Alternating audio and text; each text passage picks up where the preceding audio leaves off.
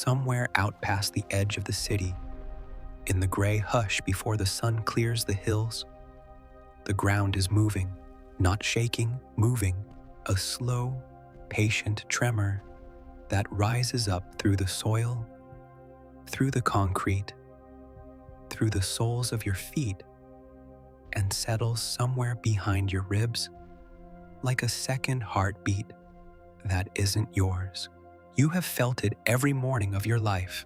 You were born into a world where the earth breathes, where the largest living things did not vanish 66 million years ago, but simply kept going, kept walking, kept waking up beside us. Now picture it. The asteroid misses, that single mountain of rock and ice, 6 miles wide, sliding past the shoulder of the planet in the dark, close enough to redraw the night sky and then gone. No impact winter, no global fire, no long silence. The dinosaurs never leave. And 66 million years later, on this exact morning, you open your eyes in a world where they are still here. And so are we, two great lineages that were never supposed to meet, sharing one crowded, trembling, extraordinary planet. So before we walk out into that world together, tell me, what time is it where you are right now? And from what corner of the earth are you listening tonight? The first thing you would notice, if you were dropped into this world at dawn, is that the light arrives before the silence breaks. There is no silence here, not really, in our own world. The early morning belongs to a thin layer of birdsong and traffic. In this one, the birds are still here too, because the birds always were dinosaurs, the small feathered survivors of the old empire. But underneath their high, familiar chatter runs a deeper register, a low and constant undertone felt more than heard. It is the sound of the big ones, breathing on the plains beyond the walls, a herd of long-necked giants, 40 or 50 of them, exhaling in the cold air, their breath rising in slow columns of fog that catch the first gold of the sun. You would feel that sound in your teeth before your mind ever named it. To understand how any of this is possible, you have to start not with the drama of it, but with the plainness of it. Life did not stop and wait for us. When the sky failed to fall, the world simply kept doing what it had always done. It kept sorting the living into who could stay and who had to change. The dinosaurs had already ruled for well over 150 million years by the time the asteroid was scheduled to arrive. They were not brittle relics clinging to a lost age. They were the most successful large animals the planet had ever produced. They had survived shifting continents, rising and falling seas, ice at the poles, deserts at the equator. Remove the single catastrophe that ended them, and there is no reason at all to think they would have quietly faded. They would have adapted the way everything adapts, slowly, generation by generation, degree by degree, and so would the mammals. This is the part that surprises people. In the real history of the Earth, our own ancestors spent that entire dinosaur age as small, cautious, nocturnal creatures, no bigger than a squirrel, mostly, hiding in the leaf litter, coming out at night when the great reptiles slept. We tend to imagine that the only reason mammals ever rose to greatness was that the dinosaurs got out of the way, that the asteroid cleared the stage, and we walked into the empty theater and took the crown. But that is not quite the whole truth. Mammals were clever long before they were large. They were warm-blooded in a world that cooled at night. They were patient, and patience, given enough time, finds a way. So imagine that it does. Imagine that instead of a sudden empty world handed to us on a silver platter, our ancestors had to earn every inch of ground. Over 66 million more years in the shadow of giants that never left. It would be slower, it would be harder. But somewhere in that long, dark, competitive night, a small, warm-blooded creature learns to think its way around a problem it cannot outrun. It learns to work in groups. It learns to remember. It learns to hide better, plan further, cooperate deeper, not because the world was kind, but precisely because it wasn't. And that, in the end, is where you come from, a survivor of the long night, a creature whose entire mind was shaped by the constant nearness of things that were bigger, faster, and older than you.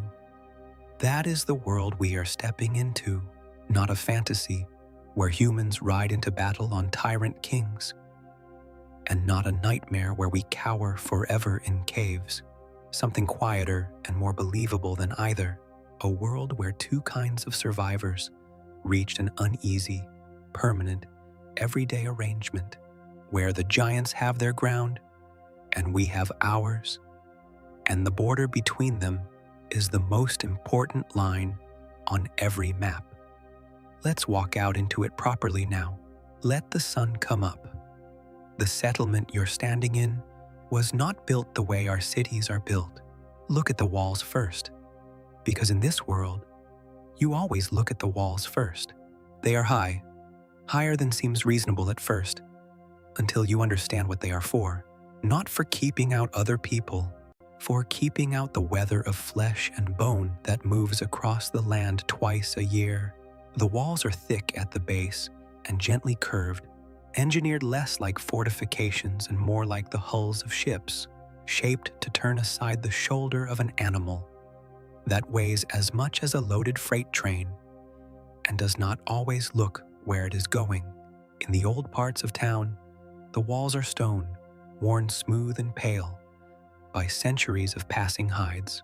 In the new districts, they are poured concrete and steel, banked with earth on the outer face so that a stampede climbs and slows instead of striking flat. You have leaned against these walls your whole life without thinking about them. This morning, notice them. Now the sound again. That low undertone from beyond the wall has changed. It has organized itself. Where a moment ago it was scattered breathing, now it has found a rhythm, a deep, rolling pulse, spaced a few seconds apart, rising up through the ground and into the marrow of everyone still asleep in their beds. This is the herd calling itself together for the day's slow march. The long-necked giants, the great grazers, the ones that shape this entire landscape simply by eating, do not communicate the way we do. Their calls are pitched so low that much of it falls below what your ears can register at all. You do not hear most of it. You feel it. It arrives as a pressure in the chest, a faint vibration in a glass of water on the table, a tremor in the floorboards, an animal 100 feet long calling to another one 2 miles away, and the message travels through the earth itself. Under the towns, under the roads, a private conversation held in a frequency older than language. Climb up now. There is a stairway built into the inner face of the wall, worn in a shallow groove down the middle of each step. And every town in this world has one, because every town in this world has learned that the first thing you want in the morning is to see the land before you walk on it. You go up. The air gets cleaner and colder as you rise, and then you reach the top, and the wind comes off the plain, and you look out, and there it is.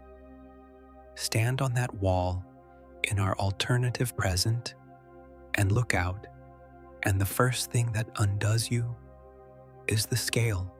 The plain runs flat and gold to a line of low blue hills, and moving across it, unhurried, is the herd. From up here, they do not even look like animals at first. They look like a range of small hills that has decided, gently, to relocate. The long necks rise and sway, cropping the tops of the trees, the way you might absent-mindedly run a hand along a hedge. Each footfall lands soft because an animal that heavy cannot afford to land hard. The leg is a column, the foot a broad cushioned pad, and the whole architecture of the creature is built to spread its unthinkable weight across the ground as gently as possible. Watch one step, the leg lifts, swings, and the foot descends and settles. And only after it has settled does the weight transfer slowly, so that the earth is asked to accept the load rather than absorb the blow. Even so, you feel each step where you stand, a soft double thud, close together, like the world clearing its throat. There are perhaps 60 of them out there, and around them, at a respectful distance, moves the rest of the morning's traffic, smaller herbivores, in tighter, faster clusters, keeping close to the giants the way little fish keep close to a whale, because a predator that would happily take a lone antelope-sized creature thinks twice about hunting in the shadow of something that could crush it by turning around. This is the oldest bargain on the plain. The big ones are not kind to the small ones. They simply make the neighborhood dangerous for everyone. And the small ones have learned to live inside that danger like a fortress. And you? Where do you fit? Standing up here on your wall of stone and steel, watching all of this move, you fit exactly here, on the edge, on the seam. This is the truth that runs underneath everything else we will look at tonight. In a world where the dinosaurs never left, humanity does not sit at the top of the pyramid. We sit at the border of it. We are not the strongest thing on the plain, or the fastest, or the largest, or the most ancient. We are the ones who built the wall. We are the ones who learned to read the tremor in the floorboards and know, from the spacing of the pulses, whether the herd is calm or whether something has frightened it. We are the ones who watch. And in this world, watching, knowing, predicting, preparing, turns out to be its own kind of power, quieter than teeth. But it kept us here. The sun is fully up now, down in the streets behind you. The settlement is waking, and the rhythm of a human morning begins to layer itself over the rhythm of the plain. Somewhere a gate is being checked, the great outer gate that stays shut through the migration weeks. Somewhere a warden is walking the top of the wall with a long glass, counting the herd, noting the outliers, watching for the one telltale gap in the pattern.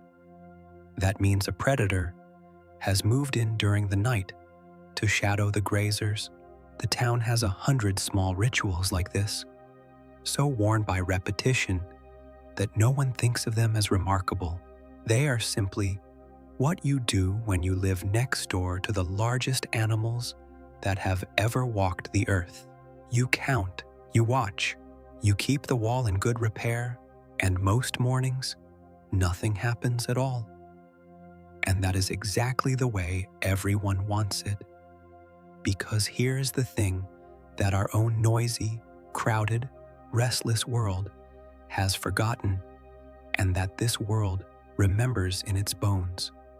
Most of coexistence is boredom. It is the long, uneventful, watchful calm of two kinds of life that have agreed, mostly, to leave one another alone. The drama is rare, the danger is real but occasional, and the ordinary texture of every single day is this: the herd on the plain, the wall underfoot, the cold, clean air, the low pulse coming up through the ground, and a human being standing quietly on the border of a world far too large to control, content for the moment simply to look at it. We are going to spend the next couple of hours out on that border together. We will follow the herds along the great migration corridors that cut across whole continents. We will go down among the giants and stand in the shadow of things the weight of buildings. We will meet the hunters that make the night a different country, and the small tame creatures that share our homes and our farms. We will look up at skies ruled by leathery wings and down into seas that hold shapes no ship wants to meet. We will walk an ordinary day, from waking to sleeping, in the life of someone born into all of this. And slowly, piece by piece, the shape of the whole world will come clear. But it begins here, on the wall, in the gold light, with the ground breathing beneath you and the giants moving across the plain, and the strange, settling realization that in this world, you were never the center of anything, only a small, warm creature that learned to watch the horizon and survived. Let the herd move on. There is so much more to see. To understand where anyone lives in this world, you first have to understand where the animals go, because the map was not drawn by us. We inherited it, we adjusted ourselves to it. The way water fills the low ground it is given, and the single fact that shapes everything, the fact from which every road and wall and farm and city descends, is that the largest herbivores on Earth cannot stay still. They eat too much. A herd of 60 long-necked giants strips a landscape the way a slow fire strips a hillside, not violently, but completely. And then it must move, because the land it has eaten needs years to recover, and the animals need tons of green matter every single day just to keep their vast furnaces burning. So they walk. They have always walked, and the paths they walk are the true continents of this world, older than any border we ever invented. Look at the map that hangs in the warden's hall of any settlement, and you will not see the map you know. The coastlines are the same, roughly. The mountains are where you expect them, but laid over all of it, in broad faded bands of green and ochre, are the corridors, the migration routes, worn into the surface of the planet across tens of millions of years, so ancient and so deep that they have become geographical features in their own right. A great herbivore corridor is not a trail. It is a valley of grassland, 100 miles wide, kept open and treeless not by climate, but by appetite, grazed flat twice a year by the passage of millions of tons of moving animal. From the air, it would look like a river of pale grass winding between the darker forests, branching, rejoining, pooling into wide grazing basins, and narrowing through the passes between mountain ranges. And like a river, it floods twice a year in the turning of the seasons.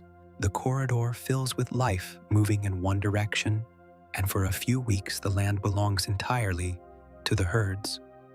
The corridors run, for the most part, north and south, chasing the green. This is the deep logic of the whole system, and it is worth sitting with, because it explains the shape of every human life in this world. As the seasons turn, the belt of reliable rainfall and fresh growth slides slowly across the face of each continent, north in the warm months, south in the cold, following the sun. The herds follow the green the way a needle follows a magnet. They are not intelligent about it, not the way we would call intelligent. They are old about it. The root is written into them somewhere below thought, passed from mother to calf across 100,000 generations, a memory not of any single animal, but of the whole moving mass of them, a knowledge held in the herd itself. A calf born on the northern grazing grounds will, if it lives 80 years, walk the same figure back and forth across half a continent more than 150 times, and it will never once be taught the way. It simply knows, because everything around it knows, and the knowing is the herd, So the humans learned to read the calendar of the corridors, and they built their world in the spaces the corridors leave alone. This is the first great division of the land, and everyone in this world grows up knowing its three colors. There are the green zones, the safe country, the settled country. These are the lands just off the main corridors, in the folds and highlands and river valleys where the giants do not go, either because the ground is too broken for their weight or the forage too poor to be worth the walk. The green zones are where the farms are, where the towns cluster, where a person can walk out a door in the morning without first climbing a wall to check the horizon. They are not free of danger. Nothing in this world is free of danger, but they are the closest thing to it. A green zone is a place where the ground does not tremble, where the loudest thing at night is the wind, where children play in open fields, and the fences are for keeping small livestock in, rather than keeping mountains out. Most people in this world are born, live, and die inside a green zone, and never once set foot on the corridor itself. To them, the Great Migration is a sound on the horizon and a smell on the wind and a story their grandparents told. Then there are the gray zones, the seam country, the border country, the places like the walled settlement we stood in at dawn. The gray zones lie directly along the edges of the corridors, close enough to touch the migration, and they exist because the corridor, for all its danger, is also the richest strip of land on the continent. The soil the herds leave behind is churned and fertilized and unimaginably fertile. The rivers that feed the corridor are broad and reliable, and the animals themselves, their movements, their bodies, the resources they drop and shed and in time leave behind, are the foundation of an entire economy. So, people live on the seam on purpose, behind the high curved walls, timing their whole year to the two great pulses of the migration. In the settled weeks, when the corridor is empty and the herds are far to the north or south, the gray zone towns throw open their outer gates, and their people go out onto the corridor to work the rich ground. And in the migration weeks, when the pulse comes up through the floorboards, they close the gates and climb the walls and watch the world walk past a stone's throw from their beds. And then there are the wild zones, and here the map simply gives up. The wild zones are the deep interior, the vast stretches of continent that no wall protects and no warden patrols, where the corridors tangle and the forests close over, and the full weight of this world's life presses down without any human accommodation at all. We will go into the wild zones later, deep in the night, but for now it is enough to know that they exist, and that they are enormous, and that on the warden's maps they are not colored in at all, just left blank, with the old word written across them that every map in this world uses for the places we do not go. Unwalked, now, the climate, because a world with the giants still in it is not, quietly, the same world you know even in its weather. And this is one of those places where the true strangeness hides in the plainest details. The great herbivores do not merely live on the land. They make it an animal that fells trees to eat their crowns, that tramples saplings flat by the thousand, that strips whole hillsides to bare earth twice a year. Such an animal is not a guest in the landscape. It is a force of climate in its own right, as real as rain or wind. And so, across this world the forests are pushed back, where our own history let woodland creep and thicken and close over half of every continent.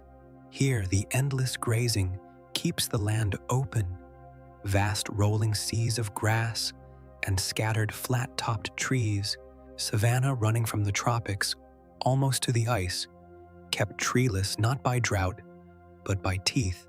The giants are gardeners the size of hills, and the garden they have been tending for 100 million years is a garden of grass. This changes the very air. Open land breathes differently than forest. It holds less water, warms faster in the sun, and cools faster in the dark. So the days on the Great Plains swing wider between heat and chill than anything you would feel under a canopy.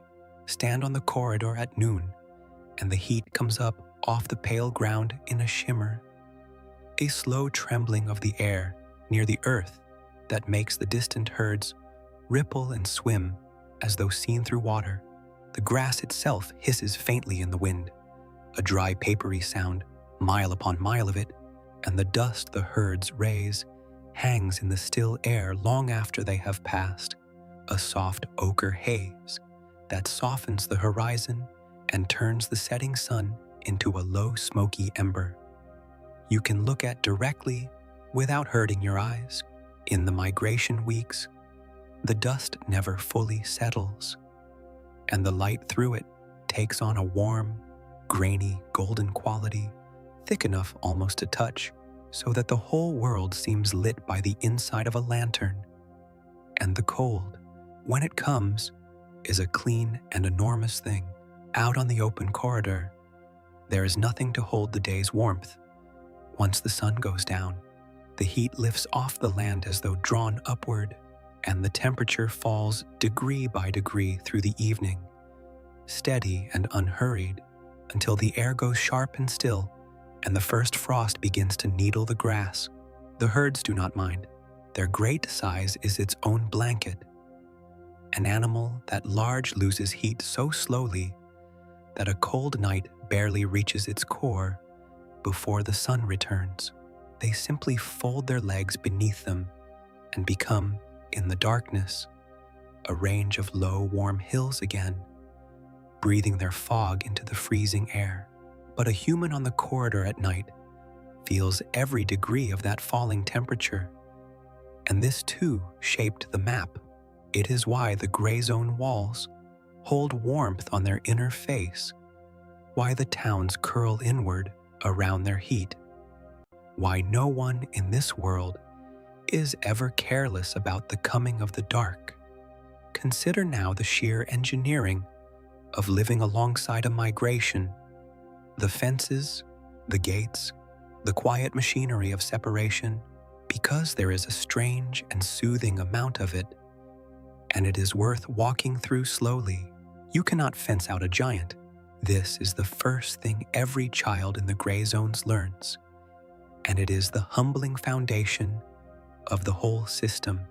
No wall, no barrier, no structure a human can build will physically stop a fully grown, long-necked grazer that has decided, for reasons of its own, to walk through it. The animal is simply too large. The mathematics of its weight against any wall you could afford to build always comes out in the animal's favor. So the towns did not try to stop them. They learned instead to persuade them to shape the animal's paths, the way you shape the course of water, not by damming it, but by grading the ground it will choose to follow. The corridors are lined along their settled edges with long, low earthen banks, berms, the wardens call them, angled and planted and shaped over generations, so that a herd flowing along the corridor finds it gently, invisibly easier to keep to the center than to drift toward the towns. A giant does not want to climb. It does not want to squeeze through a narrowing. It does not want to leave the churned, soft going of the corridor floor for the harder, stonier ground of the margins. So the margins are made harder and stonier on purpose, and the corridor floor is kept soft and inviting, and the herd, choosing always the path of least resistance, funnels itself down the middle of its ancient valley and past the sleeping towns without ever knowing it was steered. The walls, The great curved stone walls we admired at dawn are only the last defense for the rare individual that strays, the confused calf, the panicked outlier, the sick animal that leaves the herd. 99 of every 100 giants never touch a wall in their lives. The wall is there for the 100th, and the gates, the great outer gates of the gray zone towns, are perhaps the most beautiful pieces of engineering in this entire world, precisely because they are so plain.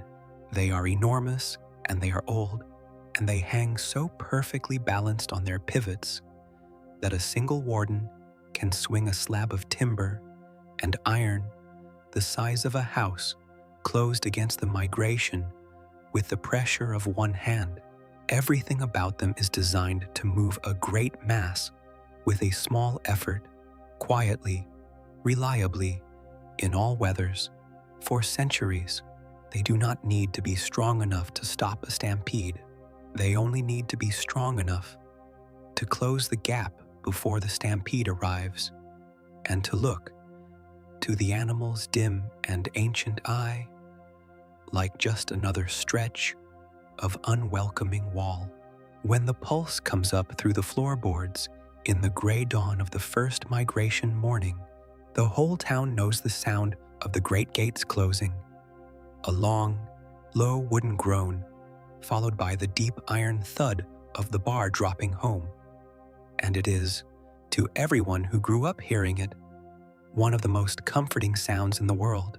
It is the sound of the wall becoming whole, the sound of the border being drawn again for another season, the sound of the map holding. This, then, is the shape of the world. 3 colors on the warden's map. The safe green folds where most lives quietly unfold, the rich and dangerous gray seam where humanity presses right up against the migration, and the vast unwalked interior we will visit when the night is deeper. A planet whose true geography was drawn not by us, but by appetite, by the slow twice-yearly breathing of the herds up and down the continents, following the green, a world of open grass and wide-swinging skies, of golden dust and clean enormous cold, of berms and gates and curved stone walls, all of it built around a single humble admission that our own world has never had to make, that we are not the ones who decide where the land is walked. We simply learned, very carefully, where to stand. Come down off the wall now, and out through a side gate in the settled weeks when the corridor is empty of migration, and walk out onto the grazing basin where a small resident herd of the giants has stayed behind. Not every giant migrates. Some, the old bulls, the nursing mothers, the ones too large or too slow or too content, hold to the richest permanent pastures year-round, and the towns near them build their whole lives around this steady, colossal presence. Walk out toward them now, slowly, the way you have been taught since childhood, keeping to the open where they can see you, making no sudden line, and let yourself, for the first time, stand close to one of the largest animals that has ever lived. The first thing that happens is that your sense of scale breaks. It simply stops working. From the wall, a giant looked like a moving hill, and your mind filed it under landscape and left it there. But up close, at 50 paces, at 30, the animal refuses to resolve into any size your brain can hold. The foreleg alone rises above your head like the trunk of an ancient tree, gray and creased and warm, and above that, the body goes up and up into a wall of living flesh that blots out a whole quarter of the sky, and above that, the neck begins, the impossible neck, longer than the body, longer than anything has any business being, lifting a small and almost gentle head 60 or 70 feet into the air, where it moves among the tops of the trees, like a thing operating in a different world entirely. You cannot take it in all at once. Your eye travels the animal in pieces, foot to knee to shoulder to flank to the far, high, dreaming head. And by the time you reach the top, you have lost the bottom, and you have to start again. This is what it means to stand beside a giant. It is not that the animal is big, it is that you run out of the ability to measure it. These are the whales of the land. And the comparison is not a poetry, it is a biology. And the more closely you look at it, the more exact it becomes. Like the great whales of the ocean, the giant grazers solved the oldest problem in the world, the problem of being large, and they solved it in the same fundamental way, by becoming so enormous that the ordinary rules stop applying to them. A whale is buoyed by water. It can afford its size because the sea carries its weight. The land giant has no such help. It carries every ton of itself on 4 columns of bone, and the entire architecture of the animal, hollow-boned where it can be, air-filled through much of its length, braced and cantilevered like a living bridge, is a single sustained answer to the question of how to be that heavy without collapsing. The neck is not muscle all the way through. It could not be, or the animal could never lift it. It is a lattice, a scaffold of light hollow bone strung with cords of tendon, balanced against the long tail behind, like the 2 arms of a scale, so that the whole vast seesaw of the creature pivots over its hips with far less effort than its size would suggest. The giant is not a solid thing. It is mostly a very clever arrangement of air and leverage, wearing a skin, and like a whale, the giant speaks in a voice you cannot hear. Stand close in the still of the morning, and you will feel it before you understand it. That low pulse again, the one that came up through the floorboards at dawn, except now you are inside it. Now it is all around you, a slow, deep throb in the air itself that you feel in your breastbone, and the soft of your throat, and the fillings of your teeth. The giants call to one another in sound pitched far below the floor of human hearing, long-rolling infrasound moans that travel for miles through the ground and the heavy morning air, under the towns, under the hills, a whole conversation happening in a register your ears were never built to catch. You feel the edges of it. The animal beside you tilts its head, and somewhere across the basin, another head lifts in answer, and between them passes a message you will never know the content of, in a language older than the first word any human ever spoke. It is a strange thing to stand inside a conversation and be deaf to all of it. It teaches you your place very gently. Now consider the furnace that all of this is built to feed, because the biology of eating, when you're this size, is one of the quiet marvels of the world. A giant of the plains must take in an amount of green matter every day that beggars the imagination. Hundreds upon hundreds of pounds of leaves and shoots and cropped grass, gathered not by chewing, for the small head has no time and no teeth for chewing, but by stripping. Watch the head work up in the treetops, and you will see it. The jaws are a rake, not a mill.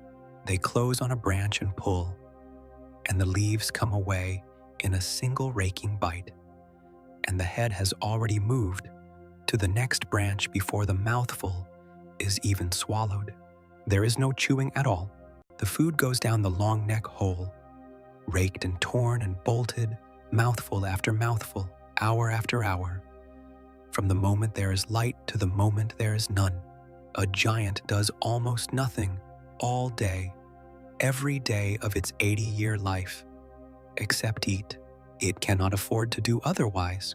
The furnace is too large, The furnace never rests, and the furnace is where the whole animal becomes truly strange.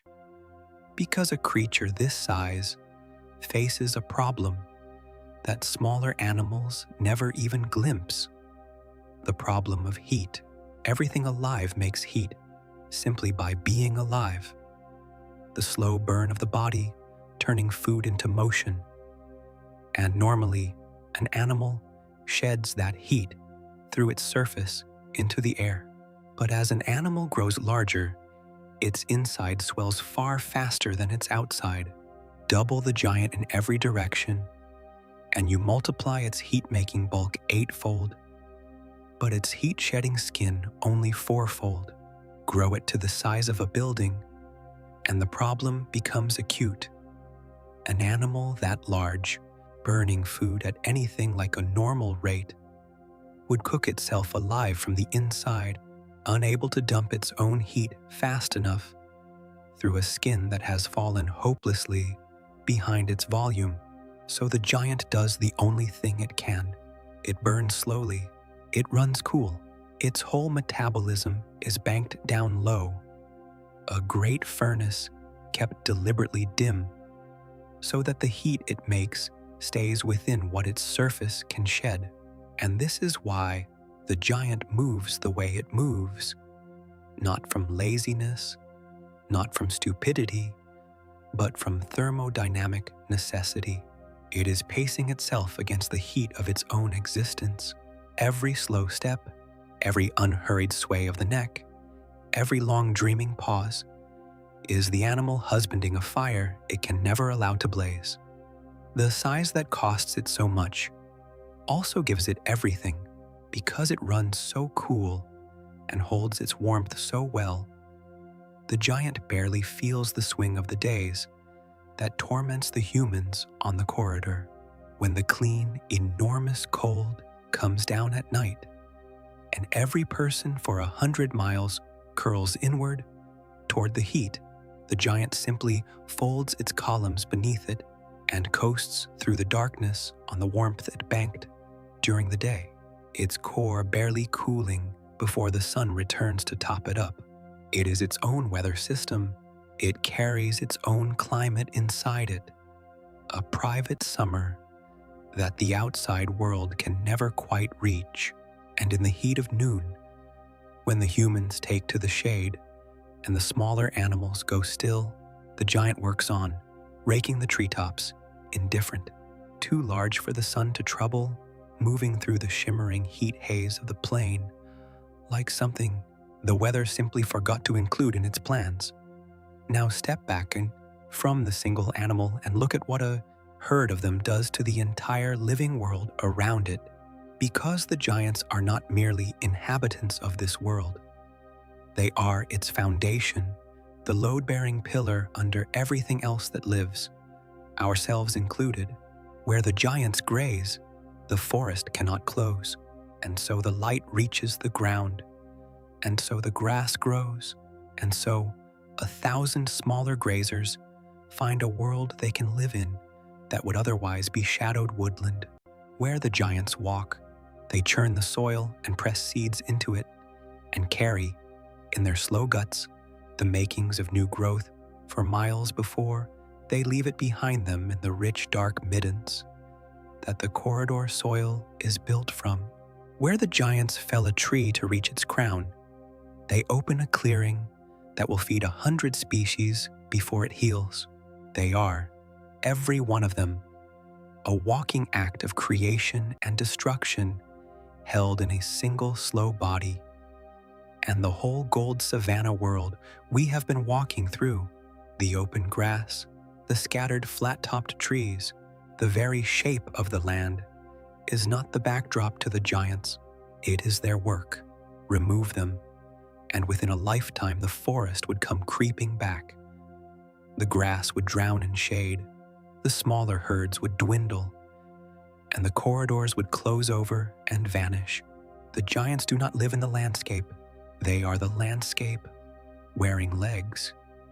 And so, inevitably, the humans built their fortunes on them, not by hunting them, You cannot hunt a giant, not sensibly, not one animal against something that could end you by simply setting down a foot, but by living downstream of them, the way people have always lived downstream of anything vast and generous and indifferent.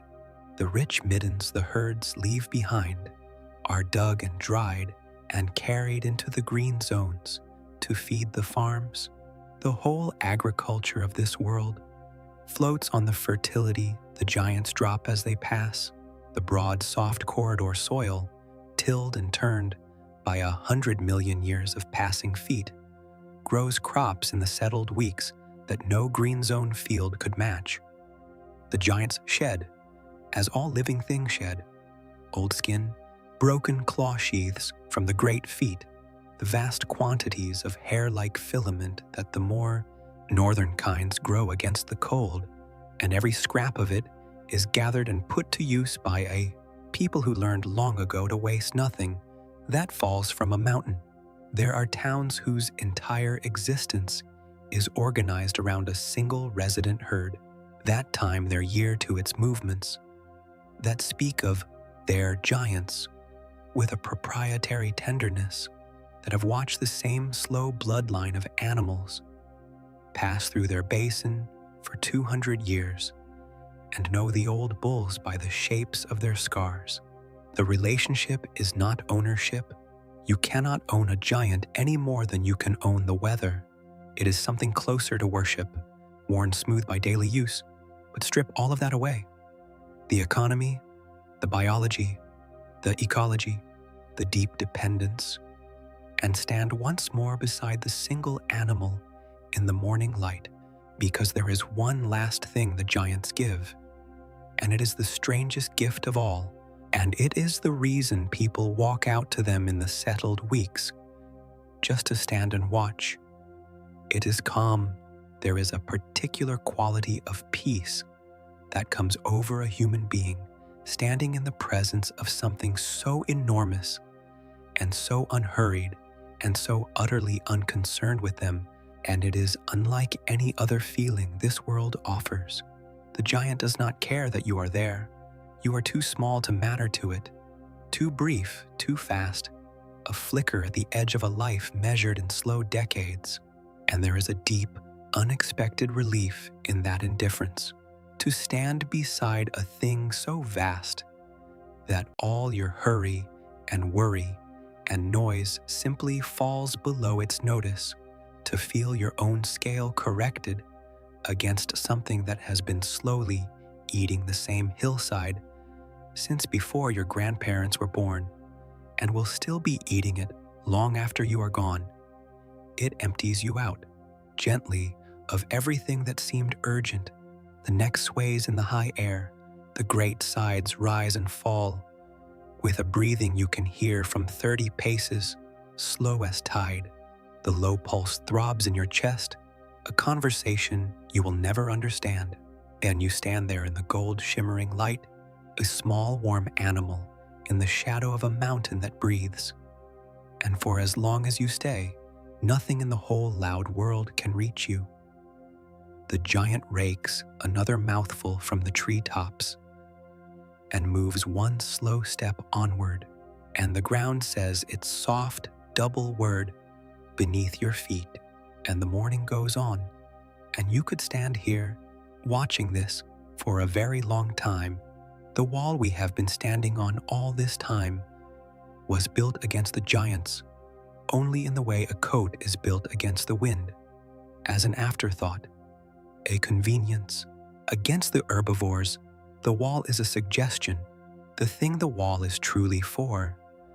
The reason its stones are set so deep, and its gate is barred so carefully at dusk, is the other lineage of the plains, the ones that do not eat the grass, the ones that eat the things that eat the grass, and given the chance, the small warm creatures who came to watch them.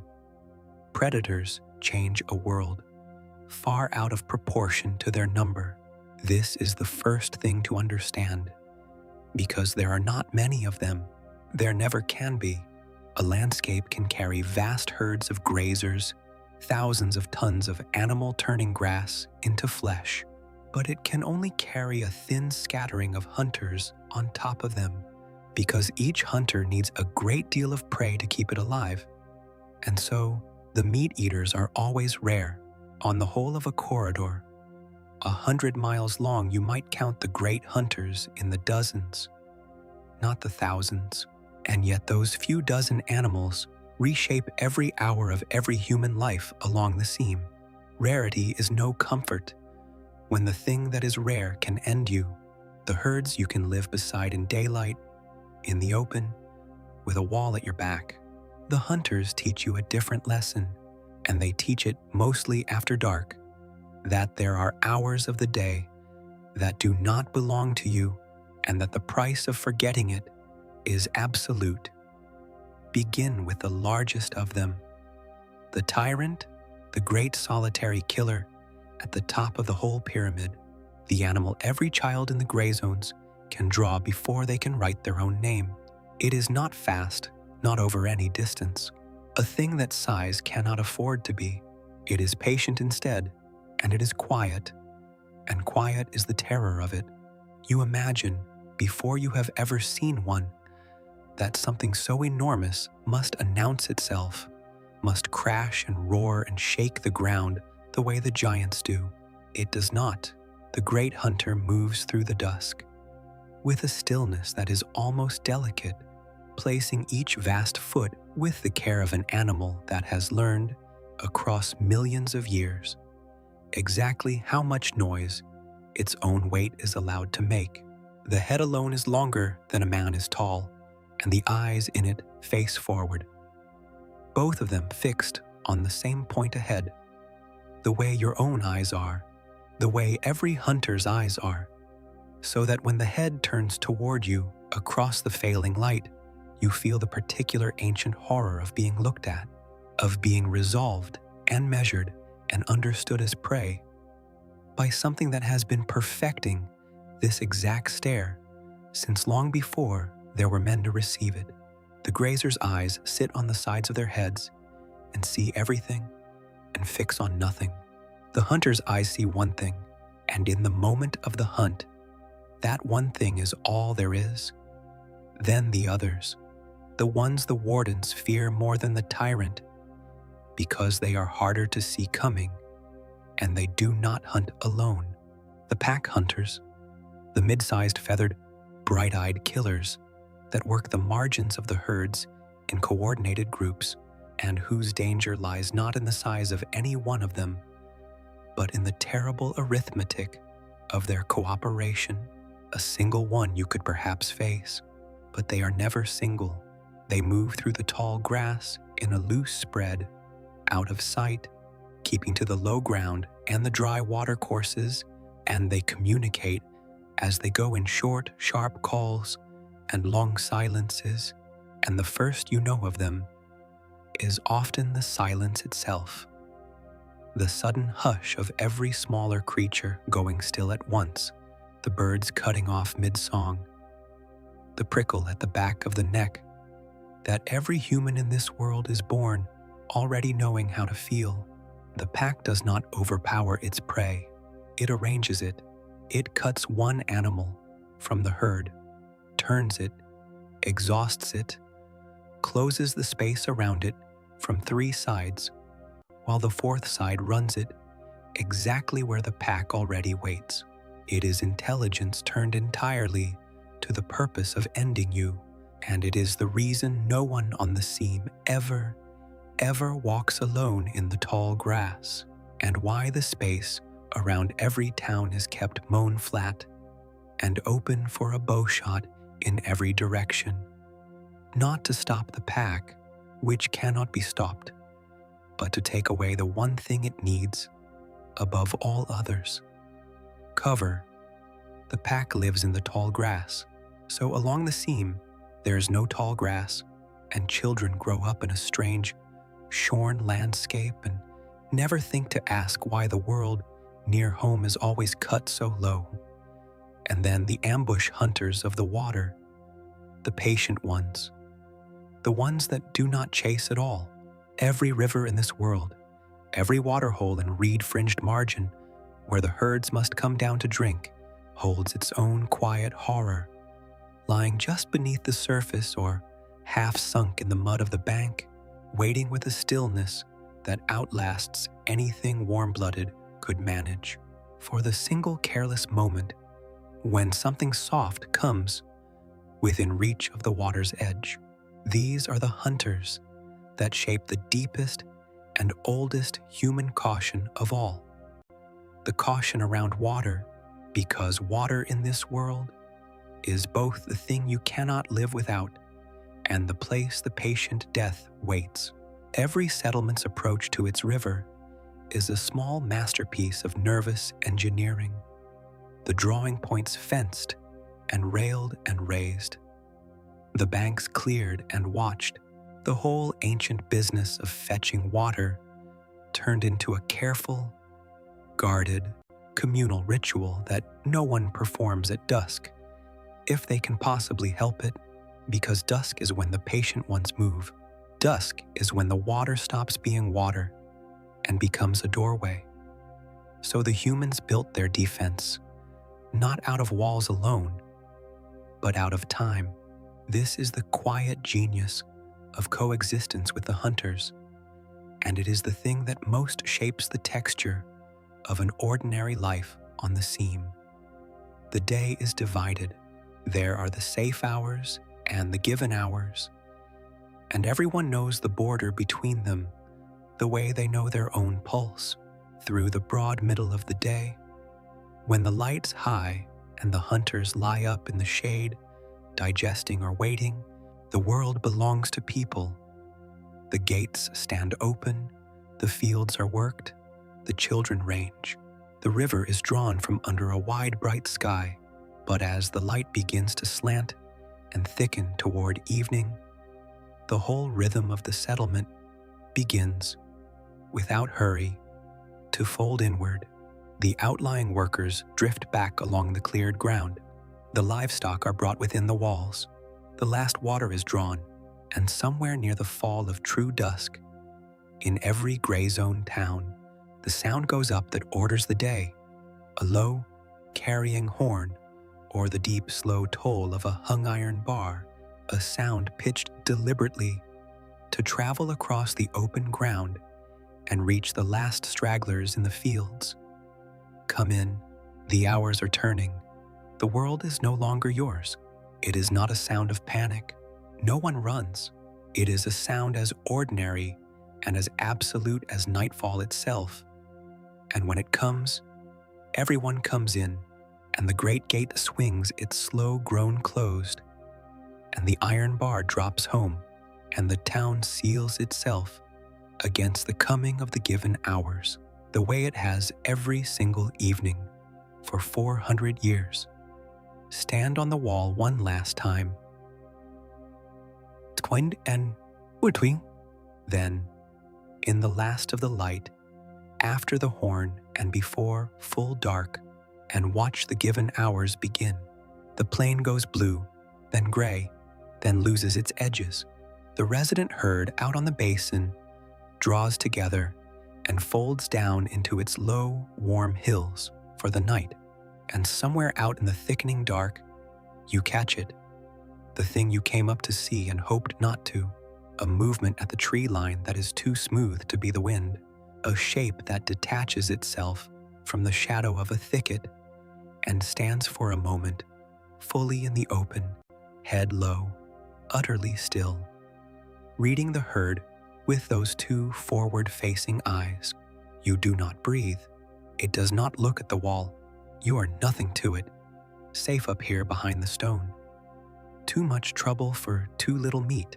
Its whole attention is on the herd, on the outliers, on the old and the young and the slow, on the ancient calculation of which one, tonight, will not see the morning, and then it moves, that delicate, silent, enormous walk, out onto the plain and into the blue dark, and the ground does not even mark its passing, and the herd shifts uneasily and draws tighter, and the given hours have begun. There is terror in it, There is no use pretending otherwise. The fear of the hunters is real and old, and wired so deep into every human in this world that it needs no teaching. But laid over the terror, strangely, inseparably, there is something else, and everyone who has stood on the wall at dusk knows the feeling even if they would never find the words.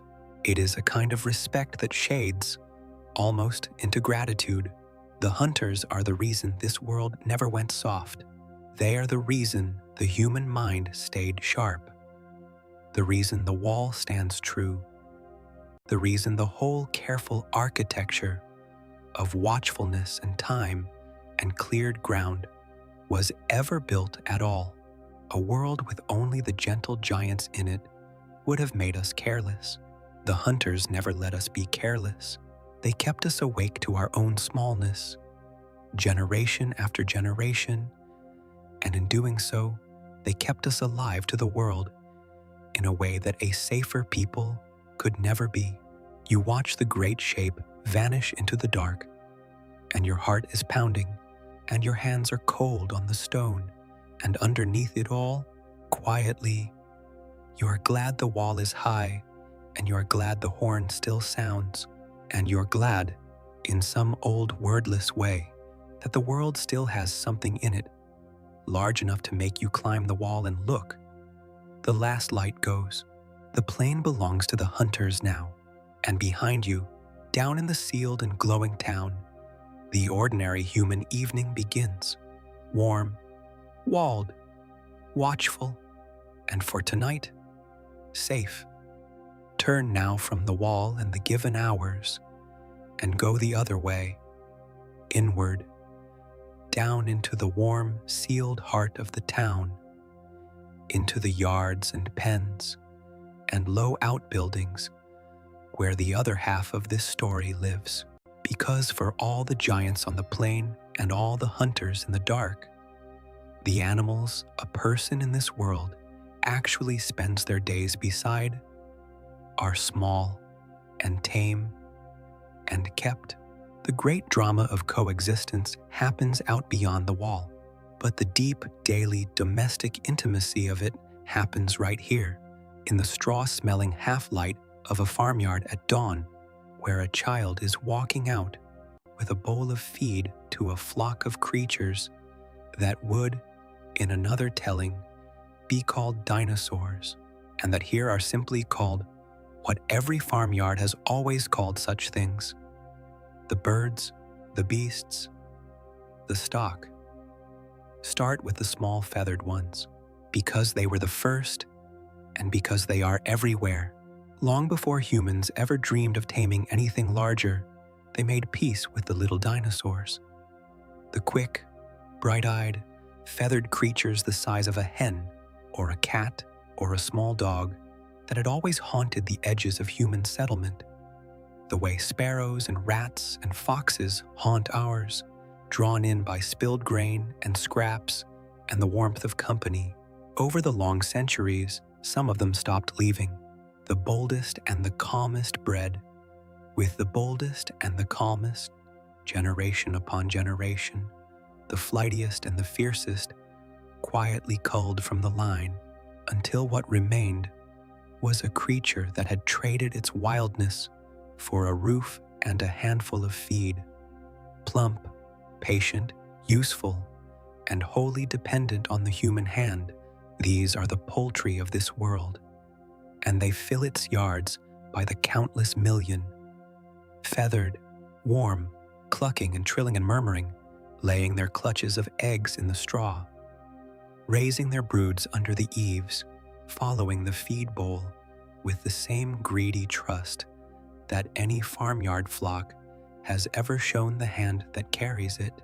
A child in this world learns the smell of them and the sound of them before they learn to walk. And to that child, there is nothing strange about them at all. They are simply the birds that their, however many times great grandparents once ran with the pack hunters. Out on the plain is a thing no child ever thinks, any more than a child in our world looks at a chicken and sees the tyrant it descends from. And some of the small ones were kept for no use at all, kept only for company, for the pleasure of them, the way our own world keeps cats and dogs and caged songbirds. There are feathered creatures in this world, bred over thousands of years, purely to sit in a lap and be warm, to trill at the door when a stranger comes, to follow a child from room to room on quick, clawed feet, with a devotion that asks nothing but nearness. Their colors have been coaxed by long breeding into things no wild animal would ever wear. Soft, dusty blues, warm cream, deep glossy black, feathers barred and speckled and iridescent, and their temperaments softened over the same long span, from wariness into an easy trusting affection. To grow up in this world is to grow up with such a creature underfoot, curled against you in the warm dark of the house, while the given hours pass outside the wall, its small, quick heart beating fast against your side, entirely safe, entirely tame, a scrap of the old dinosaur empire that chose, long ago, to come inside where it is warm. Then the beasts of burden, the middle-sized herbivores, too large to keep in a yard, but too valuable to leave to the wild, that humans learned across the centuries to break to harness and halter and work. These are the oxen and mules of this world, the patient, thick-legged, heavy-bodied plant eaters that pull the plows through the soft corridor soil in the settled weeks, that draw the carts loaded with the giant's rich middens into the green zone fields, that turn the mills and haul the timber and do the 10,000 heavy things that human muscle alone could never do. They are not clever. Cleverness was bred out of them, or was never there to begin with. A beast of burden wants to be placid, wants to be slow to fear and slow to anger, wants to plod through its work without the wit to wonder about anything beyond the next mouthful and the familiar path home. And so that is what they were made into, selected across 100 generations for the dullest and the calmest and the most biddable, until what remained was a great gentle engine of an animal that would stand half asleep in its traces while children clambered over it and lean into a load without complaint, and know the way back to its own warm stall in the dark better than the person driving it. There is a deep tenderness in a farmer's regard for such a beast. It is not the awe the giants command, nor the fear the hunters compel. It is something plainer and closer, the affection of a person for the strong, patient animal that shares their labor, that they feed by hand, and know by name and mourn quietly when its long working life is finally done. And then, rarest and most prized of all, the ones that could be ridden, not the giants, never the giants. You might as well try to ride a hillside, but among the mid-sized, longer-legged, faster kinds, there were a few that could, with patience beyond patience, be gentled to bear a person on their back and carry them at speed across the open ground. These are the horses of this world, though they are nothing like a horse to look at, running on 2 great legs, or 4 depending on their kind, feathered along the spine and the arms, quick and hot-blooded and far more dangerous to break than any plodding beast of burden. To raise one from the egg, to be the first warm thing it sees and imprints upon, to spend the years it takes, to teach it to trust a rider and answer a rein. This is a craft that whole families have practiced for centuries and guarded like a treasure, and a well-trained mount is worth more than a house to be carried across the open corridor at the full flat run of such an animal, feathers streaming, the ground pouring away beneath you. the wind tearing at your eyes.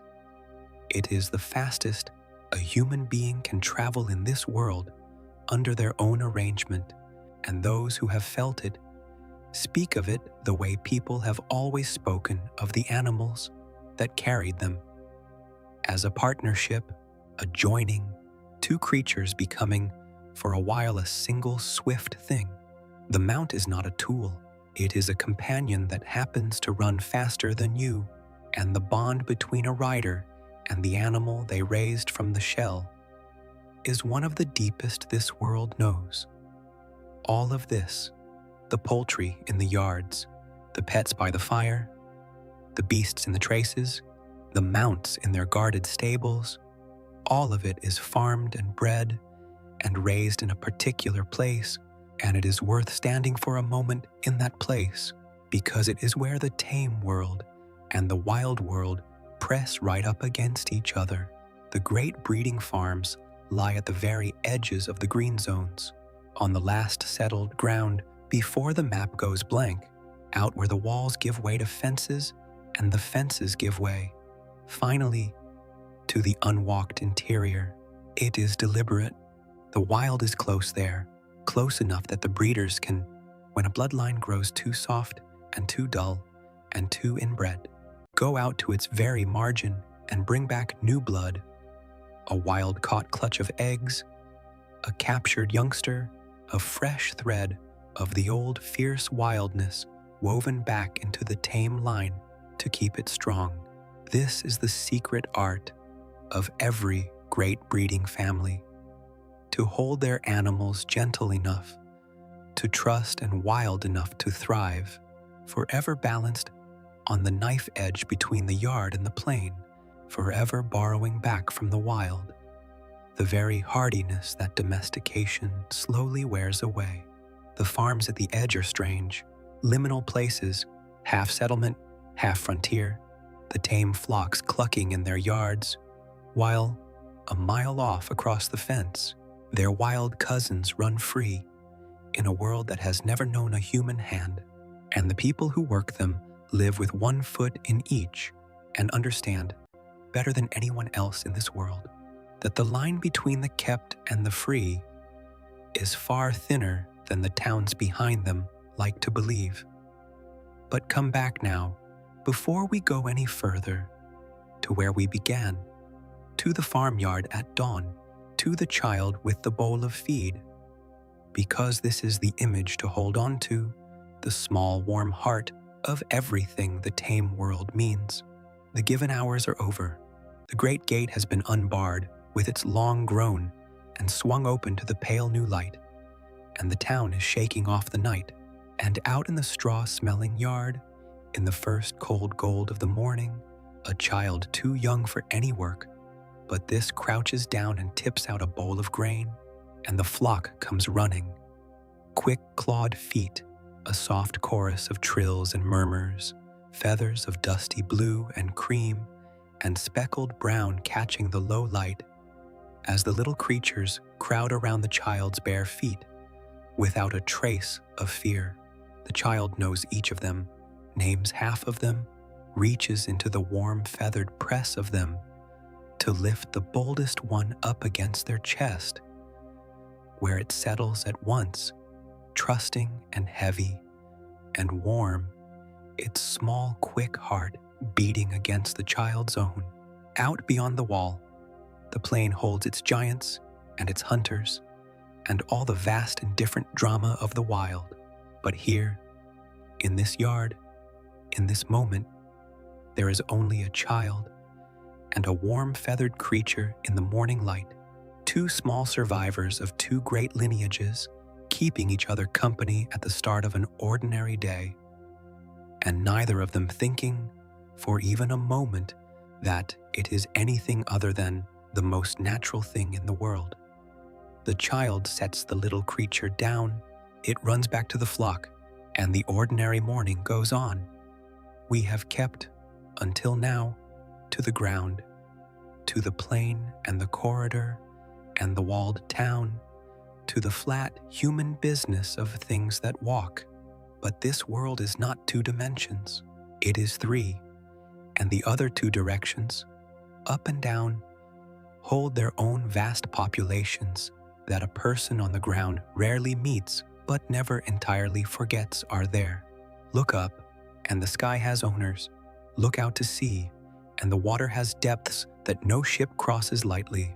To understand this world fully, you have to leave the plain behind and go to the coast, where the land runs out, and the two great unwalked realms, the air and the ocean, press in from either side, and a human settlement clings to the thin margin between them, like something caught between two enormous breathing things.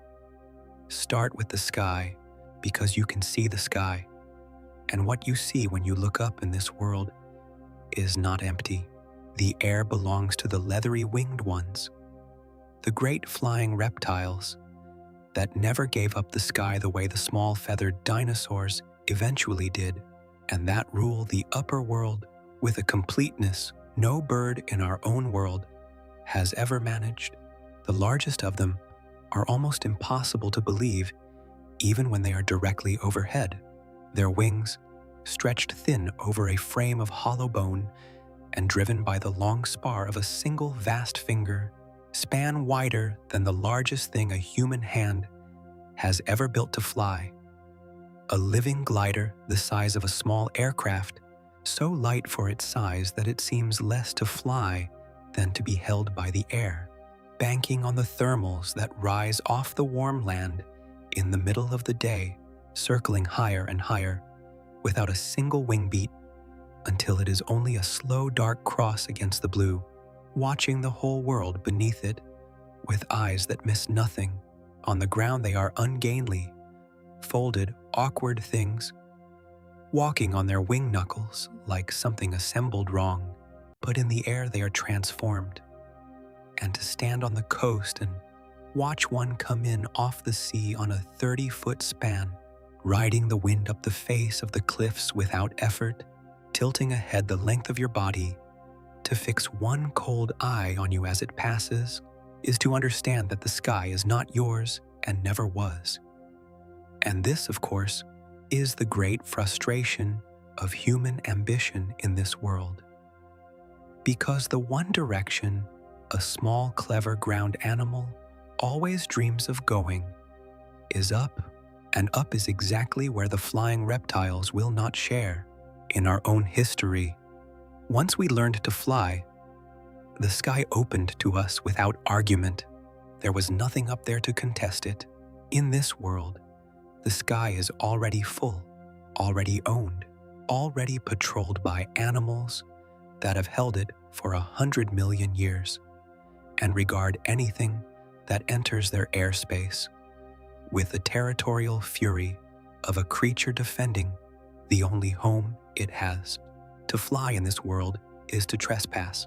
The great flying reptiles do not understand machines, but they understand intruders, and a thing crossing their thermals at their altitude is an intruder to be driven off or struck down.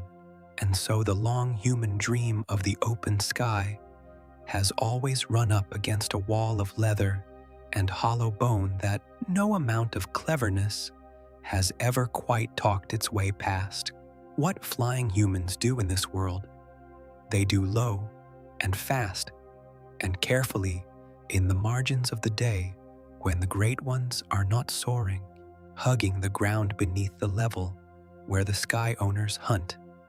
And always, always, with one eye turned upward, because the sky in this world is a thing you enter the way you enter deep water, knowing that you are the visitor, and that the residents have not agreed to your visit.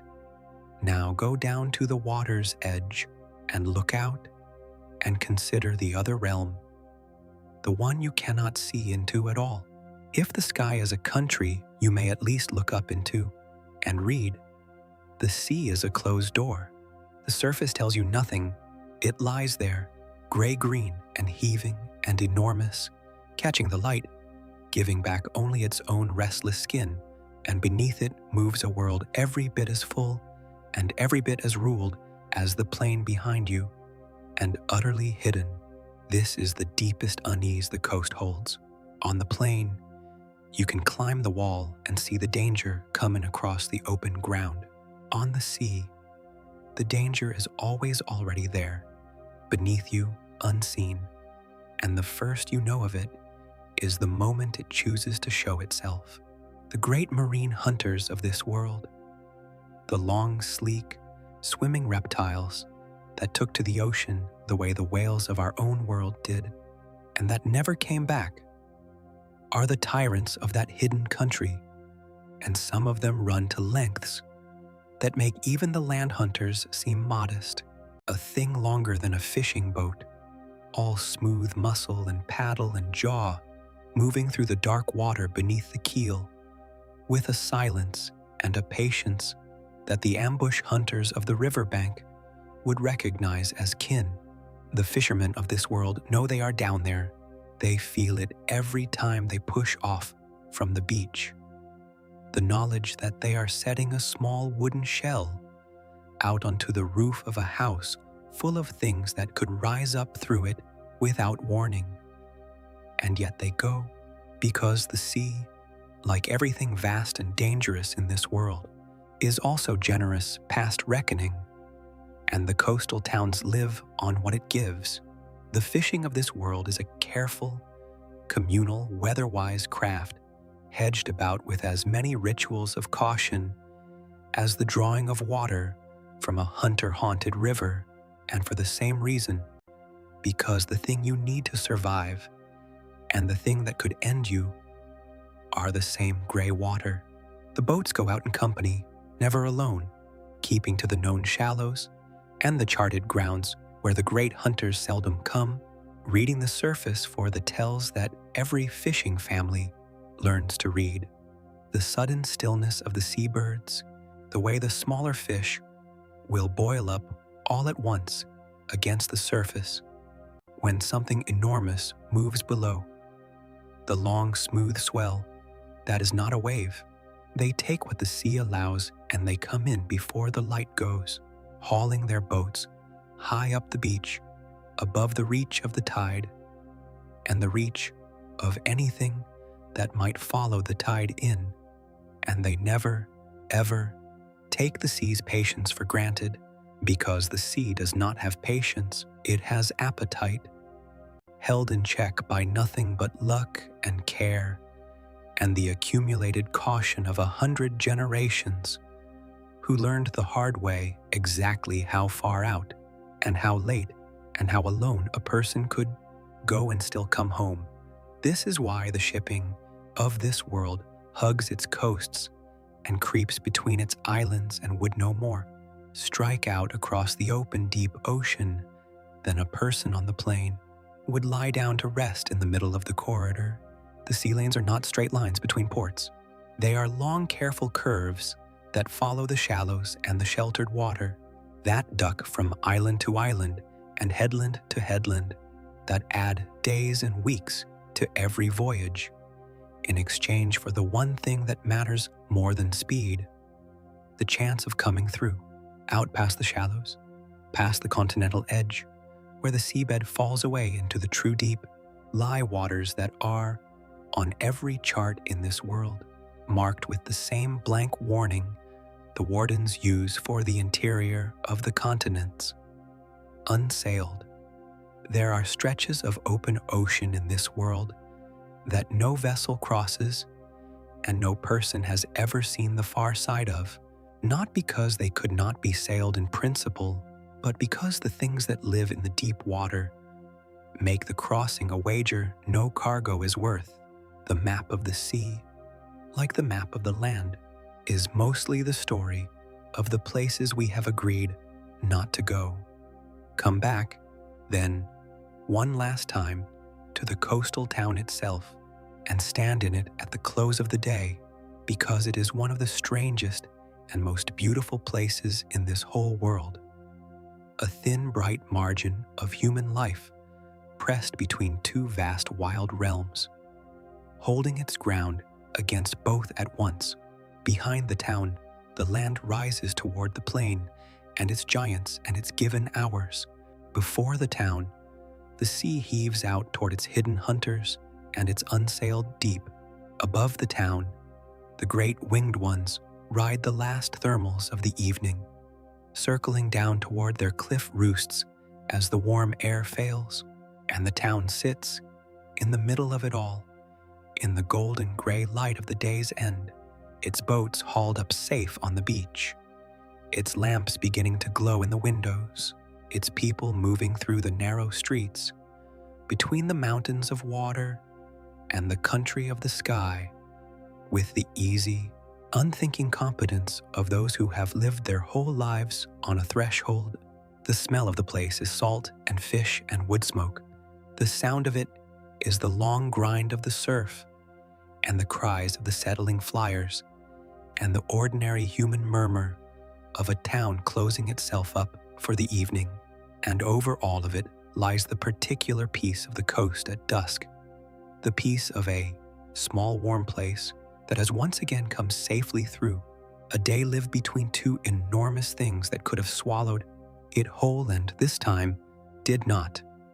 Watch the last great flyer fold its wings and drop to its ledge on the cliff.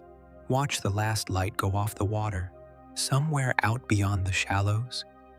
In the darkening deep, the hidden country turns over in its sleep and sends one long smooth swell rolling in toward the beach, where it breaks and hisses and slides back. The town does not stir.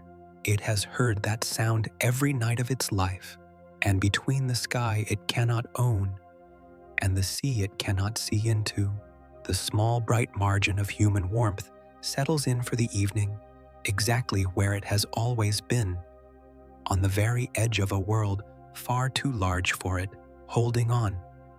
We have looked at this world in pieces, the plain, the wall, the giants, the hunters, the tame flocks, the sky, the sea. Now let us do something simpler and stranger. Let us take a single ordinary person, no one important, and follow them through one entirely ordinary day, from the moment their eyes open in the gray before dawn to the moment they put out the lamp at the close of the given hours. Because it is in the ordinary day that the true texture of a world lives, not in its monsters and its migrations, but in its habits, its small routines, the 10,000 tiny accommodations a person makes without ever noticing they are making them. This is where you would actually live. If you were born here, let us go there. The day begins, as every day here begins, with the ground. Before the light, before the first bird, before conscious thought has fully assembled itself, there is the low pulse coming up through the floor, the giants on the plain calling themselves awake in a register below hearing, and the sleeper stirs and surfaces to that faint, deep throb the way a person by the ocean surfaces to the sound of surf, without ever truly registering it as sound at all. It is the oldest alarm in the world. You do not wake to a bell in this world. You wake to the earth remembering that it is full of enormous life. And the first thing the waking mind does, before anything else, is read it. Is that pulse calm and spaced and ordinary, the herd simply greeting the day? Or is it fast and close and broken, the pattern of a herd that something has disturbed? A person here learns to make that judgment while still half in dreams, and to relax back into the morning or come sharp awake by it, and they never once think of it as a skill. It is simply the first thought of every day. The ground speaks, and you understand it, and only then do you open your eyes. The morning, once it truly begins, is loud in a way our own mornings are not. Not with engines and horns, but with life layered upon life. Open the shutters, and it comes pouring in. The high, bright chatter of the yard flocks demanding their feed the deeper murmur of the beasts of burden shifting in their stalls, the cries of the winged ones already up and circling in the thermals, and underneath it all, always, the deep, slow throb from the plain, the human sounds thread through the animal ones, the creak of the great gate being unbarred and swung open to the day, the calls of the wardens coming down off the wall as their watch ends, the ordinary murmur of a town shaking itself awake. To a person born here, it is not noise. It is the opposite of noise. It is the sound of everything being where it should be, each voice in its proper place, the whole vast machinery of the world running true for one more morning. And to wake into that layered chorus is as reassuring as silence would be alarming. It is when the sounds go wrong, when the flocks fall suddenly silent, when the pulse from the plain breaks its rhythm, when a note enters the morning that does not belong, that a person here comes instantly, wholly awake. The peace of this world is not the absence of sound. It is the presence of the right sounds and the deep animal literacy that lets a person read them without thinking. Then the day's work, and here the ordinary and the extraordinary braid together so tightly you can no longer tell them apart. A person going out to work in the corridor fields in the settled weeks walks a route their whole life has worn smooth, and that route runs unremarkably past the resident herd. You would think a person could never grow used to walking each morning beneath the necks of animals the size of hills, but of course they do. A person can grow used to anything that is there every single day. The field worker passes within a stone's throw of a grazing giant with no more thought than you would give a parked truck, noting only, out of the corner of a lifetime's habit, whether the animal is calm, and it always is, and they walk on. The commute of this world is a walk through a living landscape that would stop a visitor's heart, performed by people who have stopped seeing it, checking the herd the way you check the weather, reading the sky for the winged ones, the way you might glance at traffic, and thinking all the while about nothing more dramatic than the day's tasks and the ache in their back and what will be waiting at home. This is perhaps the deepest strangeness of the whole world, and the most human, that even here, even beside the giants, even beneath the owned sky, the daily mind retreats into its small warm circle of ordinary concerns and lets the miraculous become the background. We are built to do this. We would go mad if we could not. Come into the town at the day's height, into the market, because the market is where the whole world arrives in one place and lays itself out to be handled. Here is the produce of the corridor soil, grown fat in the giant's leavings. Here are the eggs of the yard flocks, brown and cream and speckled, stacked in straw. Here is the catch of the coastal boats, brought inland, packed in cold weed.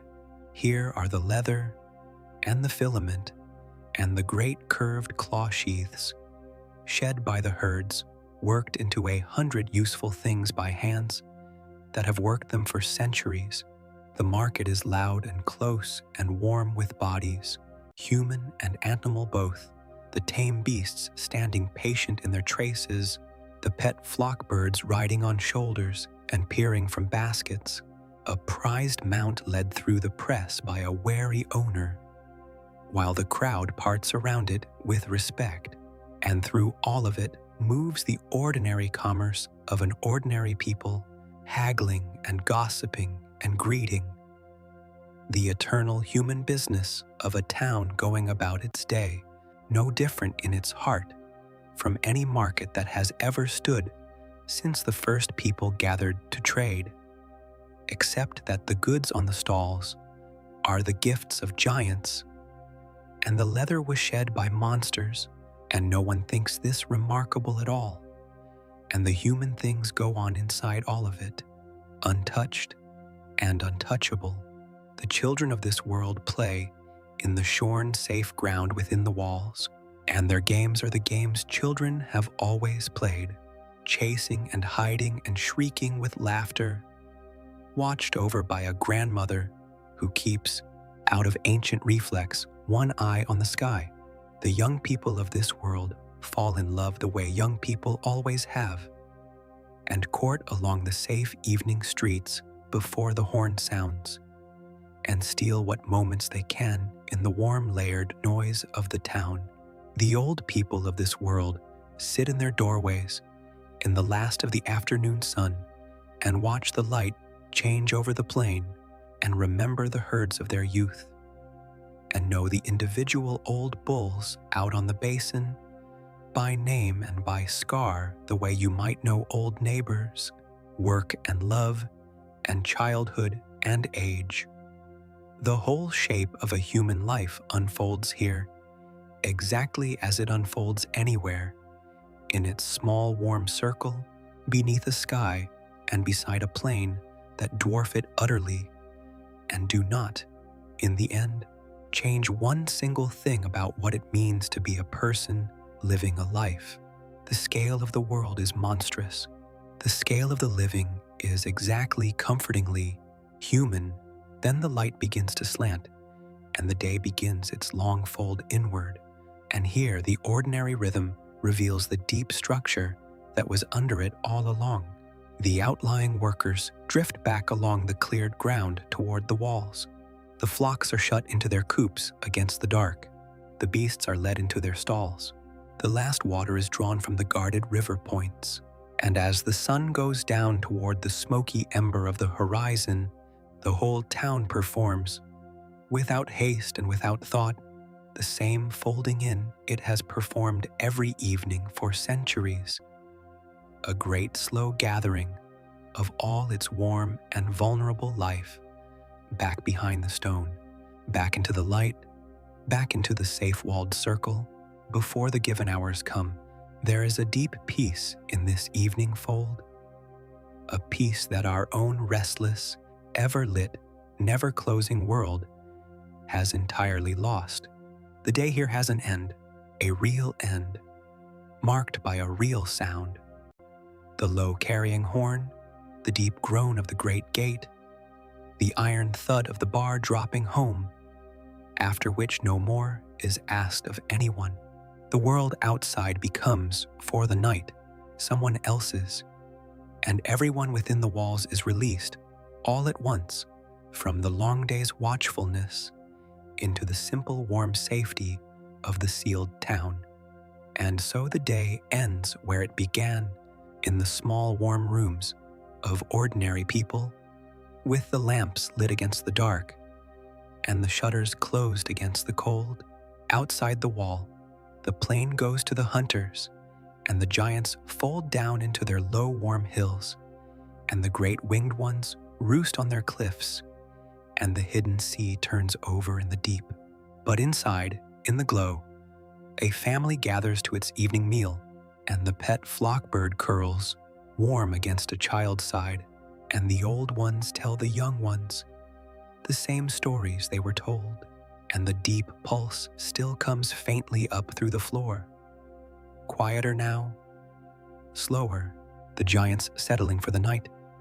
A last low reassurance that the world is where it should be. The lamp burns down, the talk grows soft and then softer, and one by one, in their warm-walled rooms, on the very edge of a world too large to comprehend, the ordinary people of this world let the long day go and settle into the deep, safe quiet of the given hours, and are, for one more night, entirely at peace. Outside, the ground breathes on in the dark. Inside, the lamp goes out. We have lived, so far, entirely within the walls, within the map, within the settled and the seam and the safe. But the map, remember, is mostly blank. For every acre of green zone and every mile of guarded corridor, there are hundreds of miles of interior that no wall protects, and no warden patrols, and no human hand has ever touched. The deep wild, the unwalked country, the vast tangled heart of every continent where the full weight of this world presses down without a single human accommodation.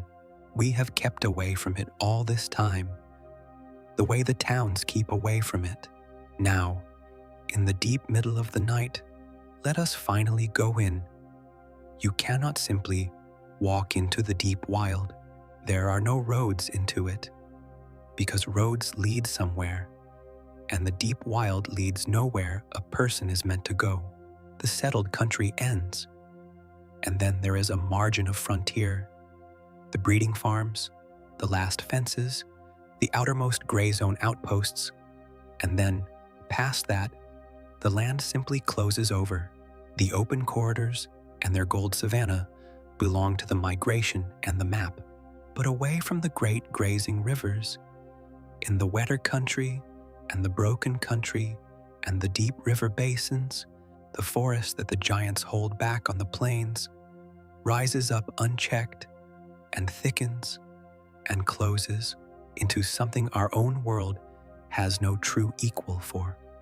A canopy layered upon canopy, a green darkness so complete that the noon sun reaches the forest floor, only in scattered coins of light, a world of wet heat and hanging vine and enormous silence broken by sounds no one can name.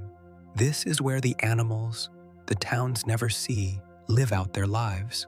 This is where the map gives up, and this is where, every so often, someone goes anyway. They are strange people, the ones who go into the deep wild. The far wardens, the collectors, the ones sent out by the breeding families to bring back new wild blood, the handful in every generation, drawn by something they could never quite explain toward the blank places on the chart.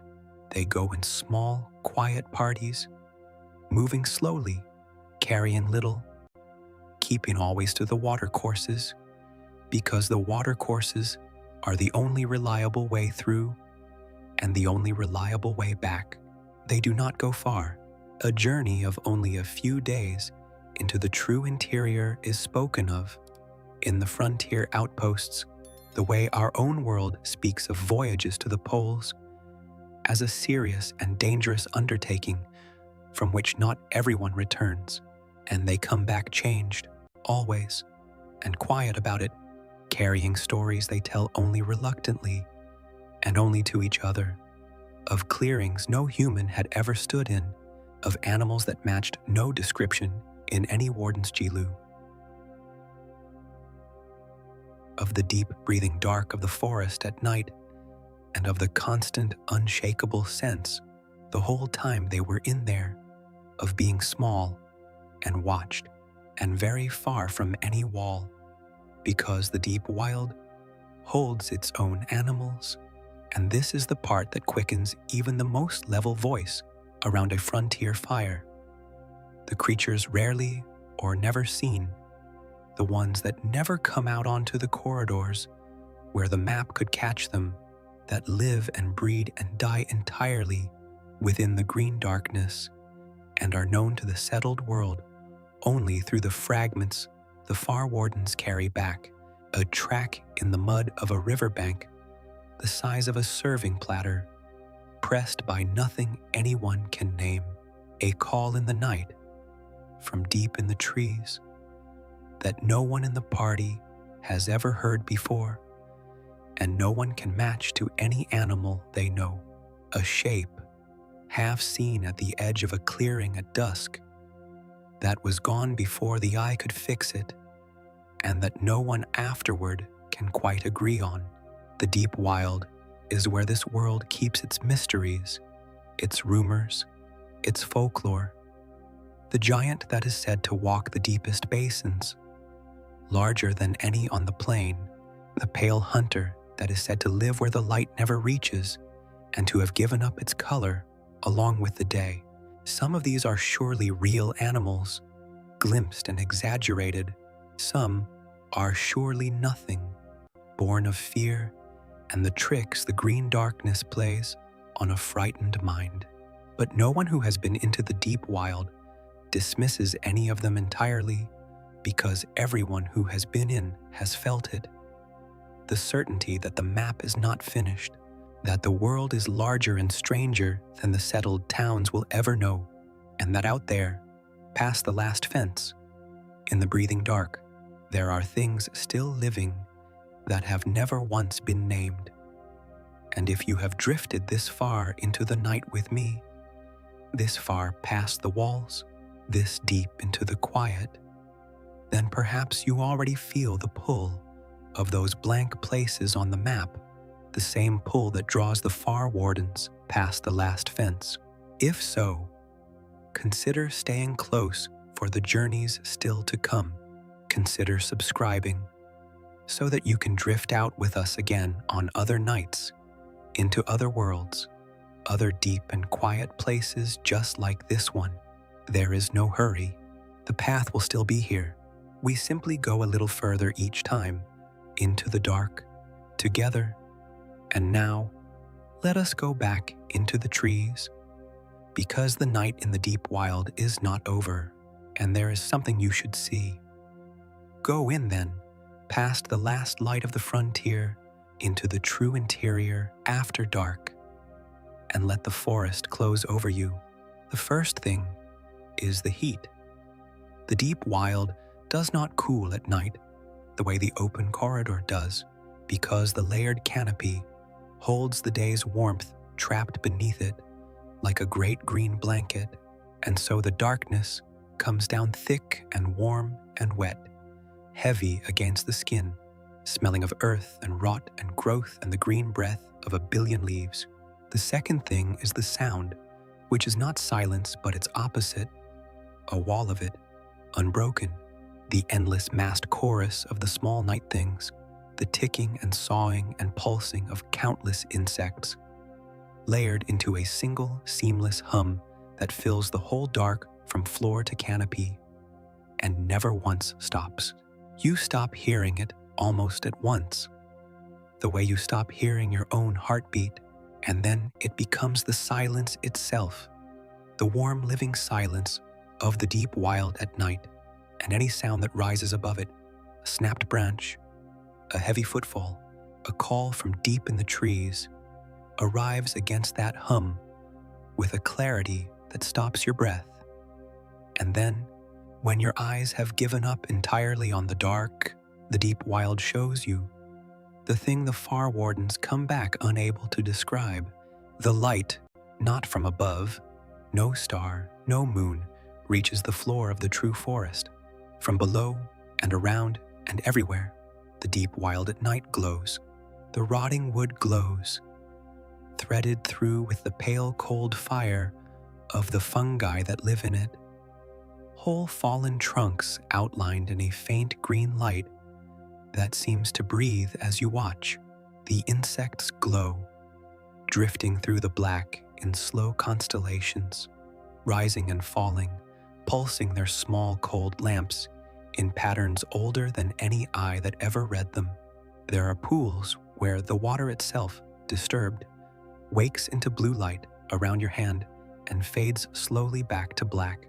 The whole forest floor becomes, in the deepest dark, a scattered mirror of a sky it can never see. Cold points and drifting sparks and soft green breathing embers of light hanging in the warm black silence, going on and on into the trees further than you can follow.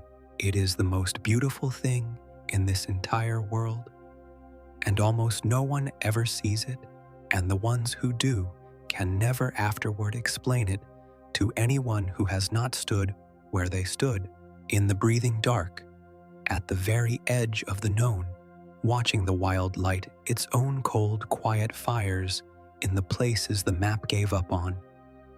Stand there a while, in the warm dark, in the cold light, in the endless hum. Somewhere far off through the trees, a great voice calls once, long, low, unhurried, an animal you will never see, speaking to another you will never see, in the deep, private night of the unwalked world. And then it falls quiet, and the hum closes over the space where it was, and the small, cold lights drift on through the black, and the deep wild goes on being exactly what it has always been: vast and dark and full, and utterly indifferent to whether any human eye is there to see it at all. That indifference, which should frighten you, does the opposite. It settles something out here, past the last wall, past the last fence, past the last light of anything human. The world simply is, enormous and complete, and needing nothing from you, and to stand small and safe within it, watching the cold lights breathe, is to feel the whole weight of the settled world, and its watchfulness lift quietly off your shoulders and drift away into the trees. The far wardens are right to go quiet about this place. Some things the map was never meant to hold. Let the lights drift. Let the dark breathe. There is more of the night still to come. A people are shaped by what they live beside. This is as true of the mind as it is of the map. Give a people a world of giants and hunters, and owned skies and hidden seas, a world where they are small and watchful, and never quite the masters of anything. And you do not merely change where they build their walls.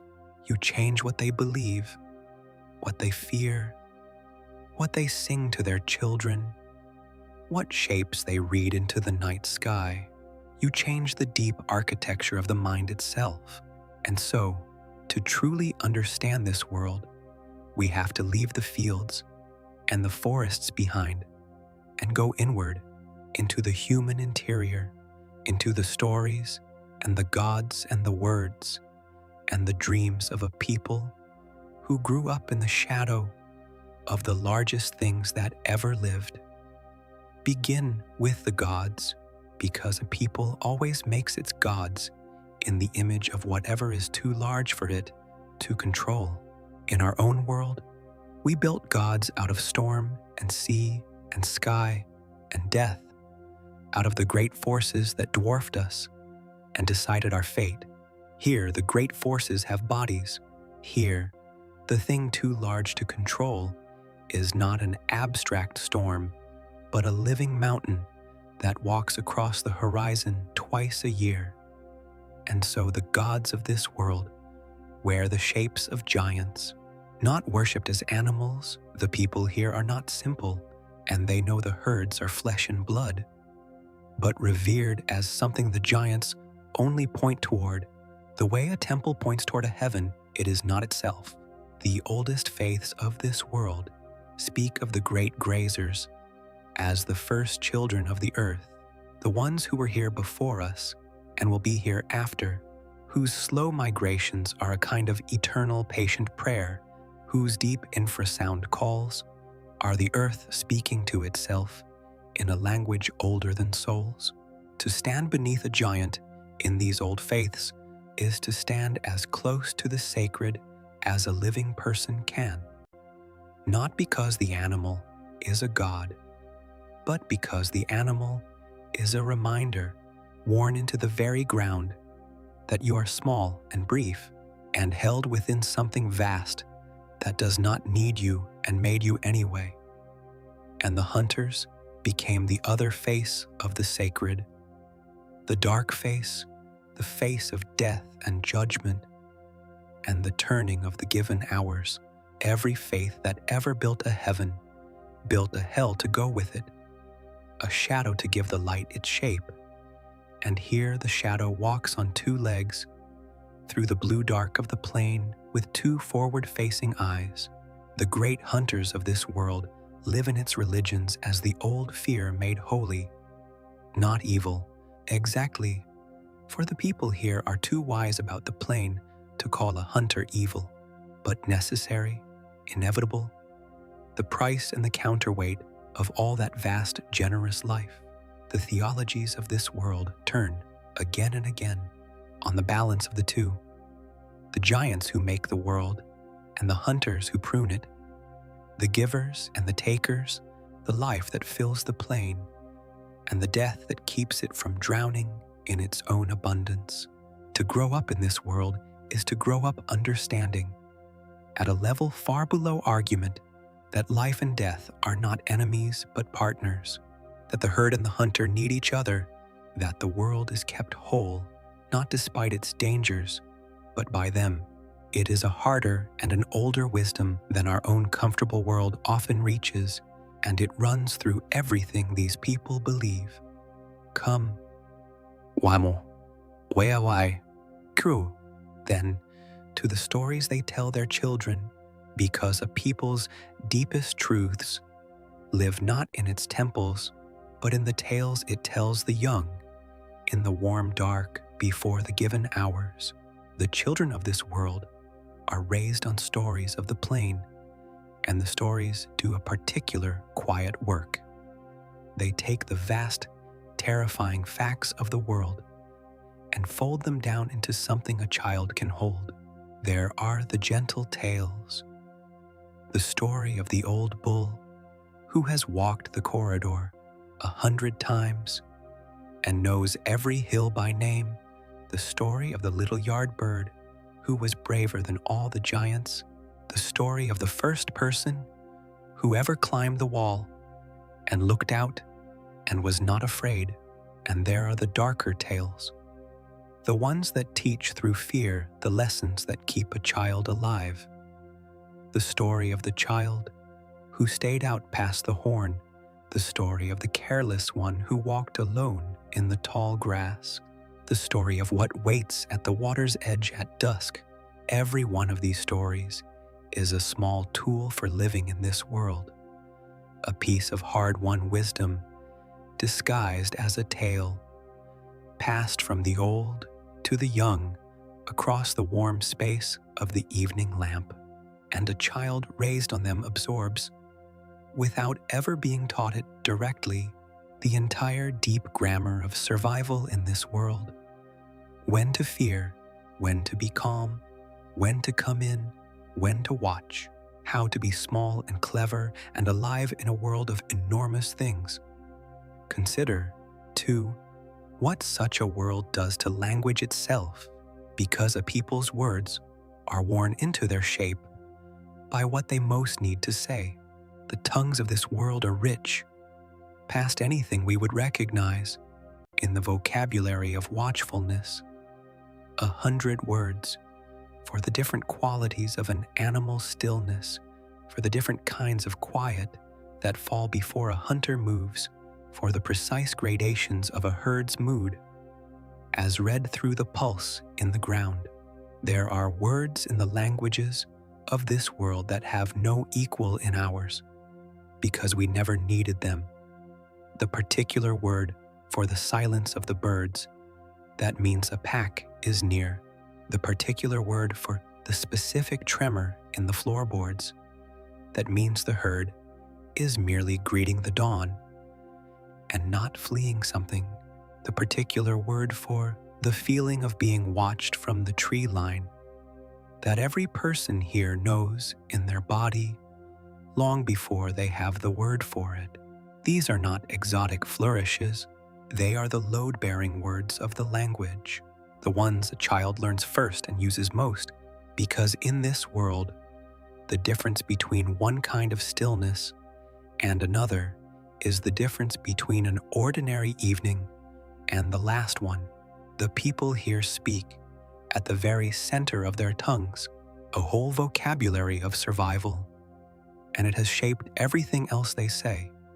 And look, before we leave the human interior, at the night sky, because even the stars did not escape being remade by this world, a people names the sky after what matters to it, after its gods, its animals, its stories, and so the constellations of this world are not our constellations, where we traced hunters and bears and hanging scales into the stars.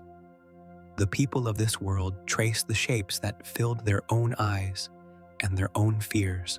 There is the great neck, the long curve of stars that rises in the migration season and that the old people say is the first giant, set in the sky to walk the corridor of heaven forever. There is the Watcher, the cluster of forward-set bright stars that the children are taught never quite to look at directly, the Hunter of the sky, whose rising marks the turning of the year toward the dangerous season.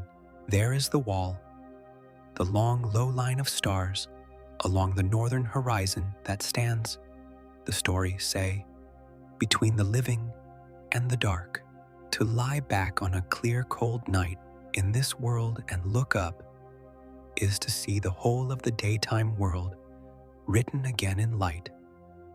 The giants, the hunters, the wall, the migration, the people of this world unable, even when they look at the farthest and coldest thing there is, to see anything but the plain they live on and the animals they live beside. The sky is a mirror. It always was. And what it mirrors, here, is a world of enormous life and ancient watchful fear, turned into something beautiful and distant and safe enough, at last to look at, underneath all of it, the gods, the stories, the words, the stars. There runs a single deep current, and it is worth naming because it is the thing this whole world does to the human heart. It is the transformation of fear into reverence, a people who live beside things that could end them and who cannot ever fully defend against those things, have only two ways to live. They can be crushed by the fear, worn down into terror and paralysis, or they can do the older, wiser thing, the thing this world's people did. They can take the fear and lift it, slowly, across 1,000 generations, into something that can be lived with, into awe, into respect, into a kind of daily reverence for the vast and dangerous world that holds them. The people of this world are not fearless. Fearlessness in this world would be a death sentence, but they have done something better than conquer their fear. They have made it holy.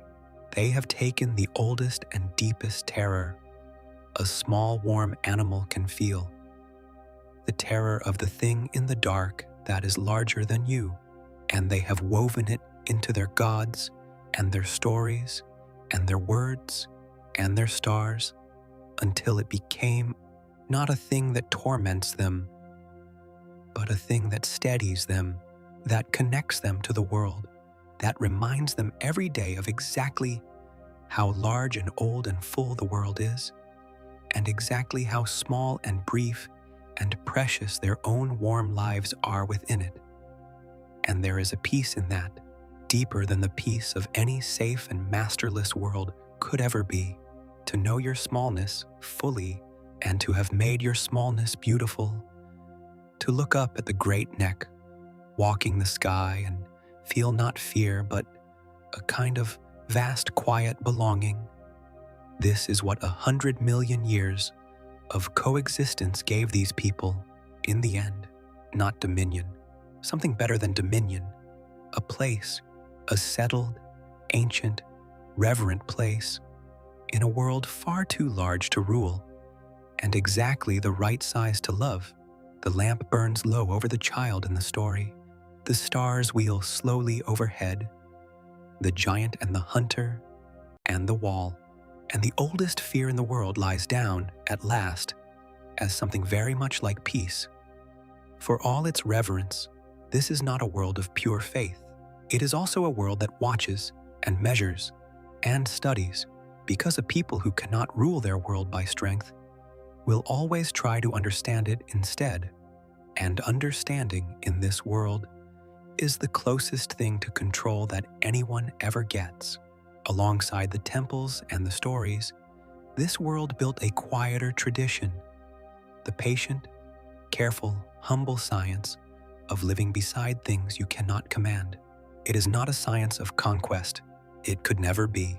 It is a science of attention, of learning the world so thoroughly that you can, at least, see it coming. Consider the warden's oldest craft, the tracking of the herds, because it is a marvel of accumulated knowledge dressed in the plainest clothes. For centuries, the settled world has recorded the migration, every passage of every herd, the dates, the numbers, the routes, the weather, the health of the animals. All of it set down and kept and compared across generations until the great slow rhythm of the corridors became something that could be read years in advance. A warden today can tell you with quiet confidence in which week the herds will reach a given basin, how the dry season will bend their route, which passes will flood, and which will hold. This is not magic, and it is not instinct. It is data, patient, dull, priceless data, gathered by countless watchers over countless years. The single most valuable thing the settled world owns, the safety of every gray zone town rests on it. When the great gate closes at the right hour on the first migration morning, it closes on time because someone, somewhere, in a hall full of old records, worked out to the day when the pulse would come. The whole piece of the seam is built on the humble triumph of having paid attention for a very long time, and they learned to mark the animals too, to follow individuals, not just herds. The far wardens and the herd scholars developed across the generations the delicate art of reading a single giant across the whole of its long life, by its scars, by the particular pattern of its hide, by the shape of an old break in a claw, by the notch a hunter's tooth left in a tail long ago.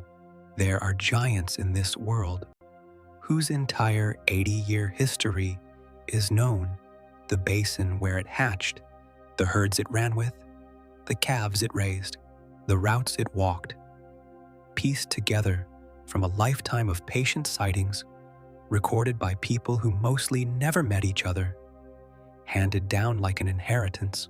To know an animal that well is a strange and tender kind of knowledge. It turns the faceless mountain on the horizon into a person with a history, and it is the foundation of everything else the science of this world tries to do. Because you cannot care for what you cannot tell apart, and you cannot manage a world. You have not first learned to see one animal at a time.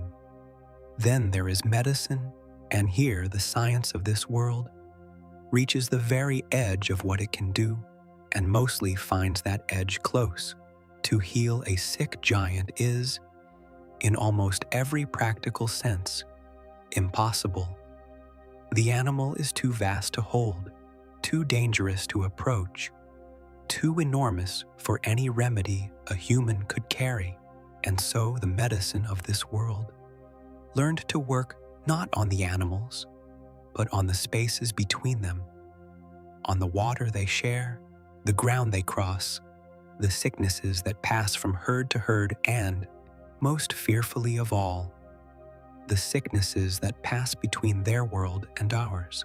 For this is the quiet terror the science of this world lives with, that the barrier between human and animal is not as solid as anyone would like, and that a disease which lives harmlessly in the herds might, one terrible season, learn to cross into us, or one of ours into them.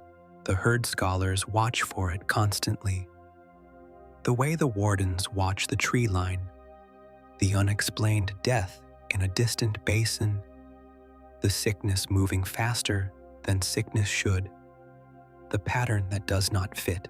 Much of the real science of this world is this: a long, wary vigil at the border between two kinds of life, watching for the moment the border fails. It usually holds. Everyone knows it will not always hold, and running beneath all of it is the deepest and most uncomfortable question this world's thinkers ever face. The question of how far a small, clever species has any right to reach its hand into a world it did not make and cannot rule.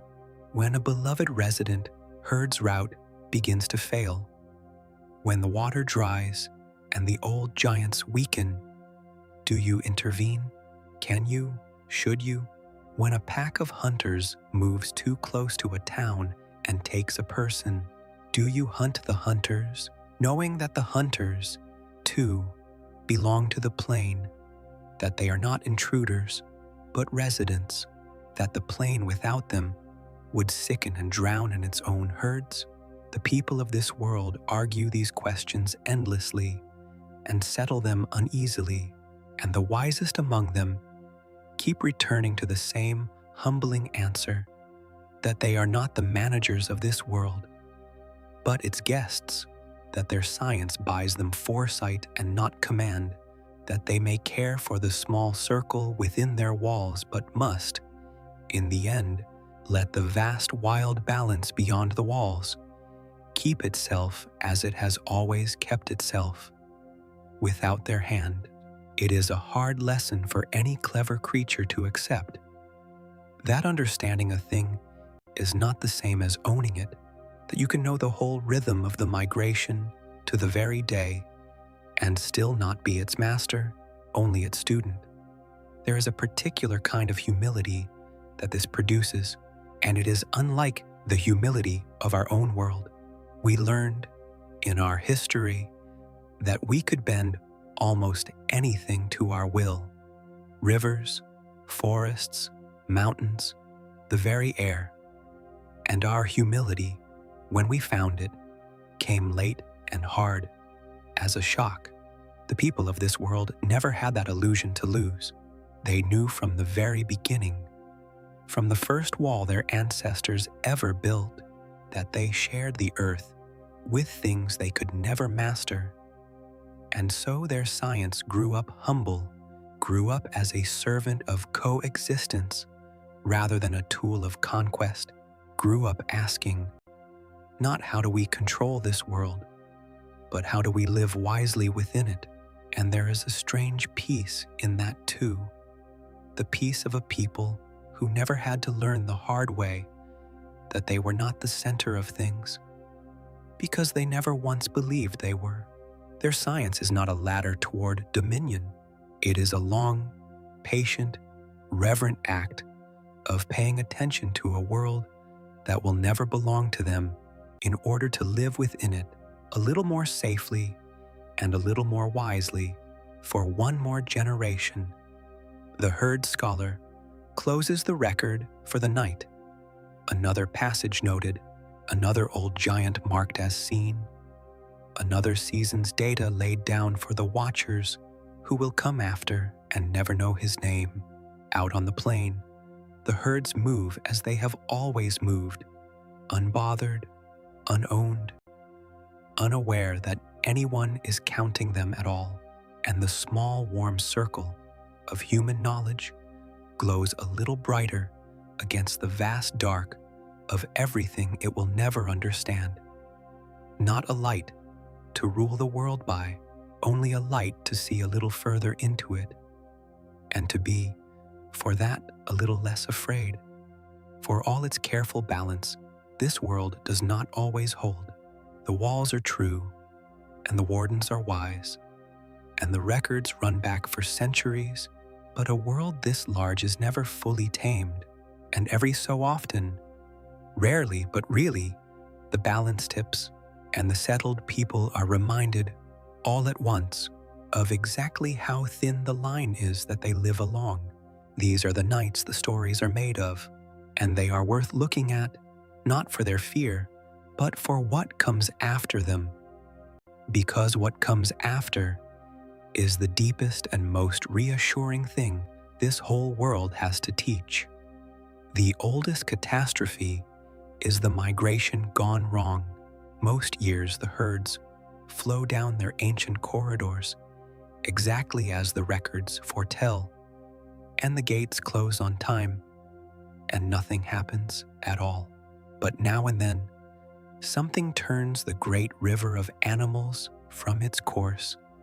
A fire on the plain, a failed season that dried the usual route, a sickness that scattered a herd into panic, and a wall of moving giants that should have passed 2 miles east comes instead straight down upon a town that was not ready for it.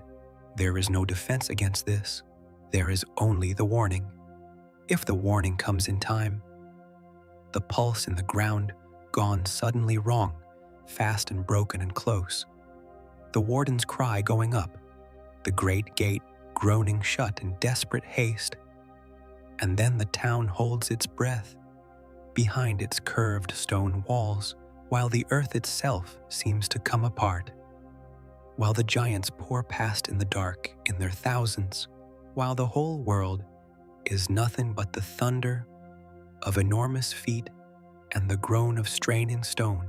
And in the morning, when it has passed, the town counts what it lost: an outer field flattened, a length of wall breached, sometimes, in the worst tellings, more than that, and begins, quietly, to rebuild. It has happened before. The old people remember. The records hold the dates. Rarer and more feared is the hunter that comes inside. A wall keeps out the giants by persuasion and the pack by open ground. But once in a long while a single great hunter, old or sick, or driven by a hunger that overrides its ancient caution, finds a way past the defenses in the dark, and a town wakes in the given hours to the thing every child's nightmare is made of: the killer within the walls, in the streets, among the warm sleeping houses. These are the nights that pass into legend, spoken of for generations after. The long, terrible dark, the town sealed not against the outside now, but around the thing already inside it, the wardens moving through the streets by lamplight, the awful waiting. They end, always, one way or another, and the endings are hard, and the town is never quite the same. But it survives. It always, in the tellings, survives, because a town is more than its walls, because the same watchfulness that kept these people alive on the plain for 10,000 years does not fail them even when the plain comes inside. And there are the storms, the great weather too, that no one can wall against at all, that sweeps in off the sea or down from the cold north and moves the whole world at once. A storm in this world is not merely wind and water. It is a thing that panics the herds and grounds the flyers and drives the hunters from their usual grounds and stirs the hidden sea into a fury that takes the delicate clockwork of the migration and the given hours and throws it all into the dark together. In the worst storms, everything moves at once, and for a day or a night the careful map dissolves entirely, and the settled people can do nothing but seal themselves in and hold on and wait for the world to remember its shape. These are the times the fragility shows plainest. When a person, listening to the wind tear at the shutters and the panicked pulse of the scattered herds, coming wild and broken through the shaking ground, understands in their bones that the whole settled peace they live in is a small and borrowed thing, held together by luck and care and the mercy of a world that could, any night it chose, simply shrug them all away. But here's the thing. Here's the thing the storms and the stampedes and the long dark nights all teach. In the end, and it is the opposite of what the fear would tell you, the world absorbs them, every one of them. The stampede passes, and the herds find their corridor again, and the grass grows back over the flattened field within a single season. The storm blows itself out, and the sun returns, and the flyers rise again on the clearing thermals, and the hidden sea settles back into its patient dark. Even the hardest nights end, and the town rebuilds its breached wall, and the children born afterward grow up hearing the story as a story, a thing that happened once, long ago, safely in the past. This world is fragile in the moment and unbreakable across the years. It bends and it bends terribly, and then it straightens, and life comes flooding back into every space the disaster emptied, because life in this world is not a delicate thing clinging on against the odds. It is a vast and ancient flood that has survived every catastrophe the earth could throw at it for hundreds of millions of years, and a single bad season, a single wild night, is nothing to it, nothing at all. And so, the deepest lesson of the tipping balance is not fear but the opposite, a strange, spacious, settling calm. To live in this world is to know that disaster comes, and to know just as surely that disaster passes, that the wall may be breached, but the town endures, that the storm may scatter the herds, but the corridor calls them home, that whatever the night takes, the morning gives most of it back. There is a peace in that which no perfectly safe world could ever offer, the peace of having seen the worst and watched it heal, the peace of trusting all the way down that the world is larger than anything that can go wrong with it. The people of this world do not lie awake in fear of the rare bad night. They have the records, they have the stories, they know how every one of them ended, and so even their fear in the end is folded into their deep and ancient calm. The rebuilt wall stands as true as the old one. The flattened field is green again. The story of the terrible night is told once more by the evening lamp, and the children shiver at the right moments, and then it ends the way it always ends. With the morning, with the herds come home, with the world gone quiet and whole again, and out on the plain, the giants graze as though nothing had ever happened, because to them, nothing did. The world tipped and steadied and went on. It always does. It always will. The wind has dropped. The ground is calm. The long night settles once more toward peace. And so we come, at the last, back to where we began, to the wall in the gray light, to the ground that breathes, to the small warm creature standing on the edge of a world too large to hold. We have walked a long way tonight, out across the corridors and their rivers of moving giants, down into the shadow of the titans, and up against the fear of the hunters, through the warm yards and the layered markets, out over the owned sky and the hidden sea, into the deep wild, where the cold lights breathe in the dark, and back again, always back, to the sealed and glowing town at the fall of the given hours, a whole world, imagined into being, one careful piece at a time. It is time now to let it go. Think for a moment of what this world really was, not a fantasy of monsters, not a nightmare of teeth, something quieter than either, a world in which two ancient lineages of survivors who were never meant to meet worked out across 66 million years a way to share a single trembling planet.